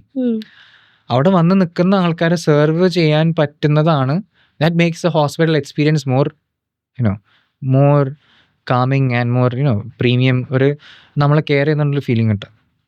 May be hospitals call centre പോലെ കുറേ ആൾക്കാരൊക്കെ ഇരിക്കുന്നുണ്ടായിരിക്കും, but still this is what happens, right? ചിലപ്പോൾ ഹോസ്പിറ്റലിൽ ഇങ്ങനെ ഫോൺ കിടന്ന് ഇങ്ങനെ റിങ് ചെയ്തുകൊണ്ടിരിക്കുന്നുണ്ടാവും, അതായത് ഹോസ്പിറ്റലിൽ ഇങ്ങനെ കേട്ടോണ്ടിരിക്കുക. ഒരു കാമിങ് പീസ്ഫുൾ ആയിട്ടുള്ള ഒരു അറ്റ്മോസ്ഫിയറാണ് ഒരു പേഷ്യൻറ്റിന് ആവശ്യം. So why not give that atmosphere? പിന്നെ എനിക്ക് മെയിൻലി ഉള്ളൊരു ഡൗട്ടാണ്, എന്താണ് AI അസിസ്റ്റൻറ്റും AI കോപ്പൈലറ്റും അതുപോലെ AI ഏജൻസും തമ്മിലുള്ള difference? So initially V talked about agentic AI എന്താന്നുള്ളത്, and that covered AI agents അല്ലെങ്കിൽ agency given to AI and then AI becomes an agent, ആ ഒരു part. Now let's get back to AI assistants. AI assistants അവർ പല രീതിയിലുണ്ട്, but the most capable AI assistant എന്ന് പറയുമ്പോൾ it would be someone like ഒരു company സെക്രട്ടറിയോ അല്ലെങ്കിൽ ഒരു പേഴ്സണൽ അസിസ്റ്റൻ്റ്, PA, ആ ഒരു രീതിയിൽ someone who is that close to us in terms of knowing us and also helping us schedule things. എനിക്കൊരു മീറ്റിംഗ് ഉണ്ട്, ഇപ്പോൾ ഒരു ഷൂട്ടിംഗ് ഉണ്ട്, അതുണ്ട് തന്നെ, അതെല്ലാം ഷെഡ്യൂൾ ചെയ്യുന്നു, അല്ല കാലണ്ടറിൽ സെറ്റപ്പ് ചെയ്യുന്നു, എന്നിട്ട് എൻ്റെ അടുത്ത് ഇത്ര മണിക്ക് ഇവിടെ നിന്ന് വീട്ടിൽ നിന്ന് ഇറങ്ങണം, എന്നാലും അവിടെ സമയത്തിന് എത്തുള്ളൂ, അങ്ങനത്തെ കാര്യങ്ങളൊക്കെ ഇൻഫോം ചെയ്തിട്ട് organising my life, that becomes an assistant, personal assistant, right? So that personal assistant is capable of executing things, അതായത് കാലണ്ടറിൽ കാര്യങ്ങളൊക്കെ സെറ്റപ്പ് ചെയ്യുക, എന്നെ വിളിച്ച് പറയാൻ, ഓർമ്മിപ്പിക്കുക, അതൊക്കെ.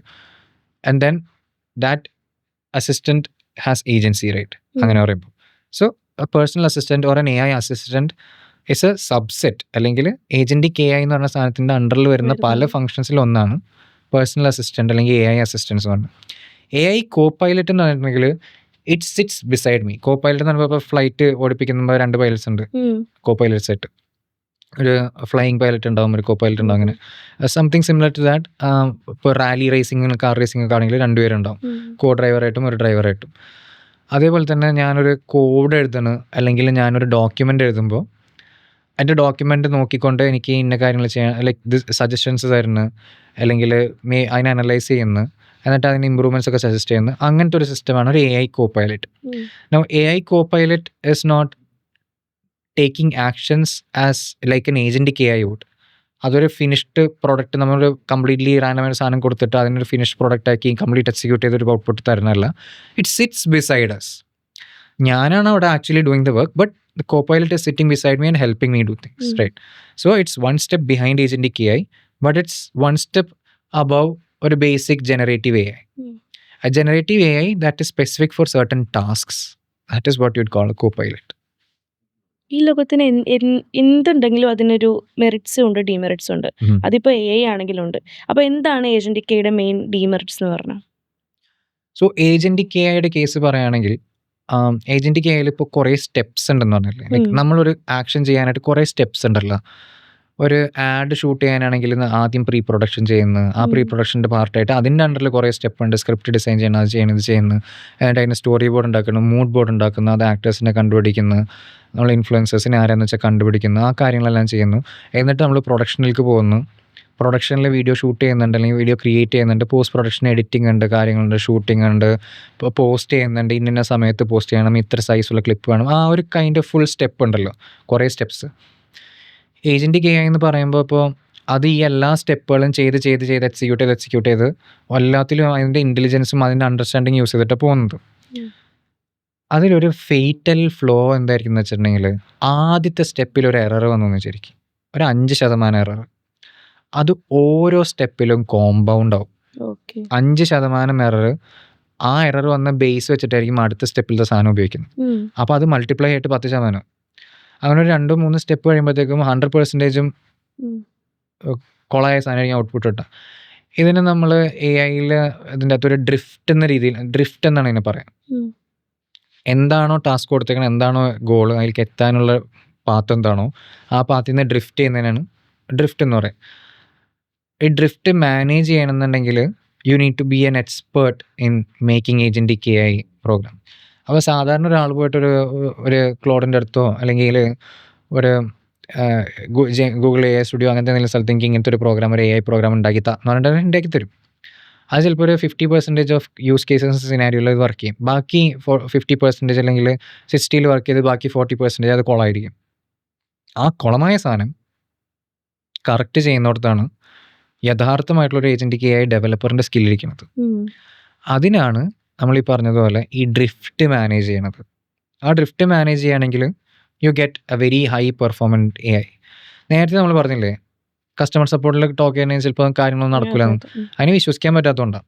അപ്പോൾ ഞാൻ എന്ത് മാങ്ങാത്തൊലി എന്ന് പറഞ്ഞിട്ട് വലിയ കാര്യമൊക്കെ പറഞ്ഞിട്ട് ഒരു AI ഉണ്ടാക്കി, ഞാൻ വലിയ AI ആണ്, അങ്ങനെയാണ് ഇങ്ങനെയാന്ന് പറഞ്ഞിട്ട് കൊണ്ടുതന്ന ഒരു ബിസിനസ്സിൽ കൊണ്ട് കൊടുത്തിട്ട് അതിനൊരു 1% എങ്ങാനും ഡ്രിഫ്റ്റ് ഉണ്ടാവുകയാണെങ്കിൽ ആ വിശ്വാസം പോയി.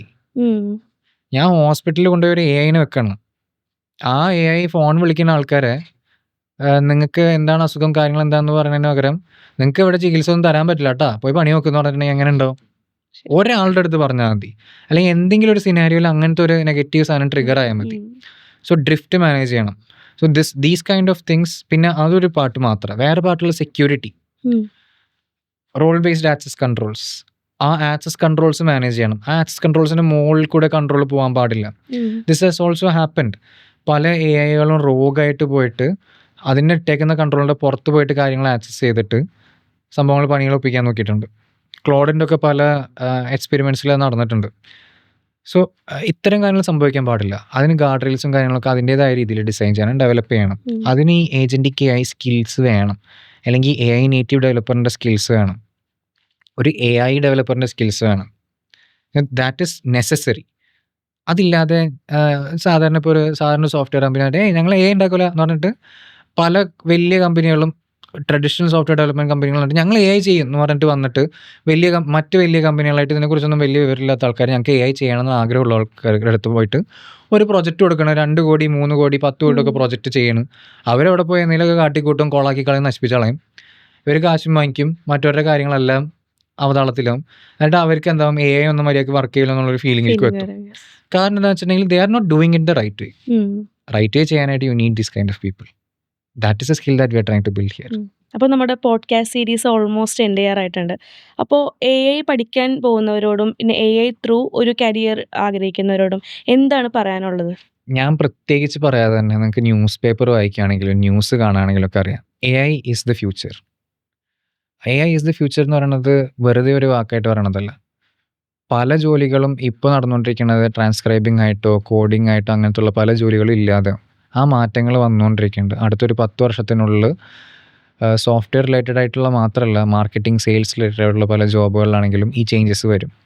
സോ ആ ഒരു ഫ്യൂച്ചറിന് വേണ്ടിയിട്ട് പ്രിപ്പയർ ചെയ്യാൻ get ready, make yourself available, look into things. നോർ ലാബ്സിൻ്റെ പ്രോഗ്രാമിലേക്ക് you can come in, you can look at what we are doing, you can also be a part of our growth story, because we firmly believe that AI is here to stay. AI ഈ ലോകത്തിനെ മാറ്റിമറിക്കുന്നതിൻ്റെ ഒപ്പം തന്നെ we want to help you be the change that you want to see in the future. We want to build the new leaders of tomorrow. നാളെ നിങ്ങളും നിങ്ങളുടെ ഒരു പേരായിരിക്കും ഈ AIൻ്റെ ഫീൽഡിൽ ഫേമസ് ആവാൻ പോകുന്നത്. മേ ബി കേരളത്തിനെ തന്നെ മാറ്റിമറിക്കുന്നതും കേരളത്തിനെ തന്നെ ഒരു ഗ്ലോബൽ മാപ്പിലേക്ക് കൊണ്ടുവരുന്നതും നിങ്ങളായിരിക്കാം. അങ്ങനത്തെ നിങ്ങളെ ഉണ്ടാക്കിയെടുക്കുക എന്നുള്ളതാണ് ഞങ്ങളിവിടെ ശ്രമിക്കുന്നത്.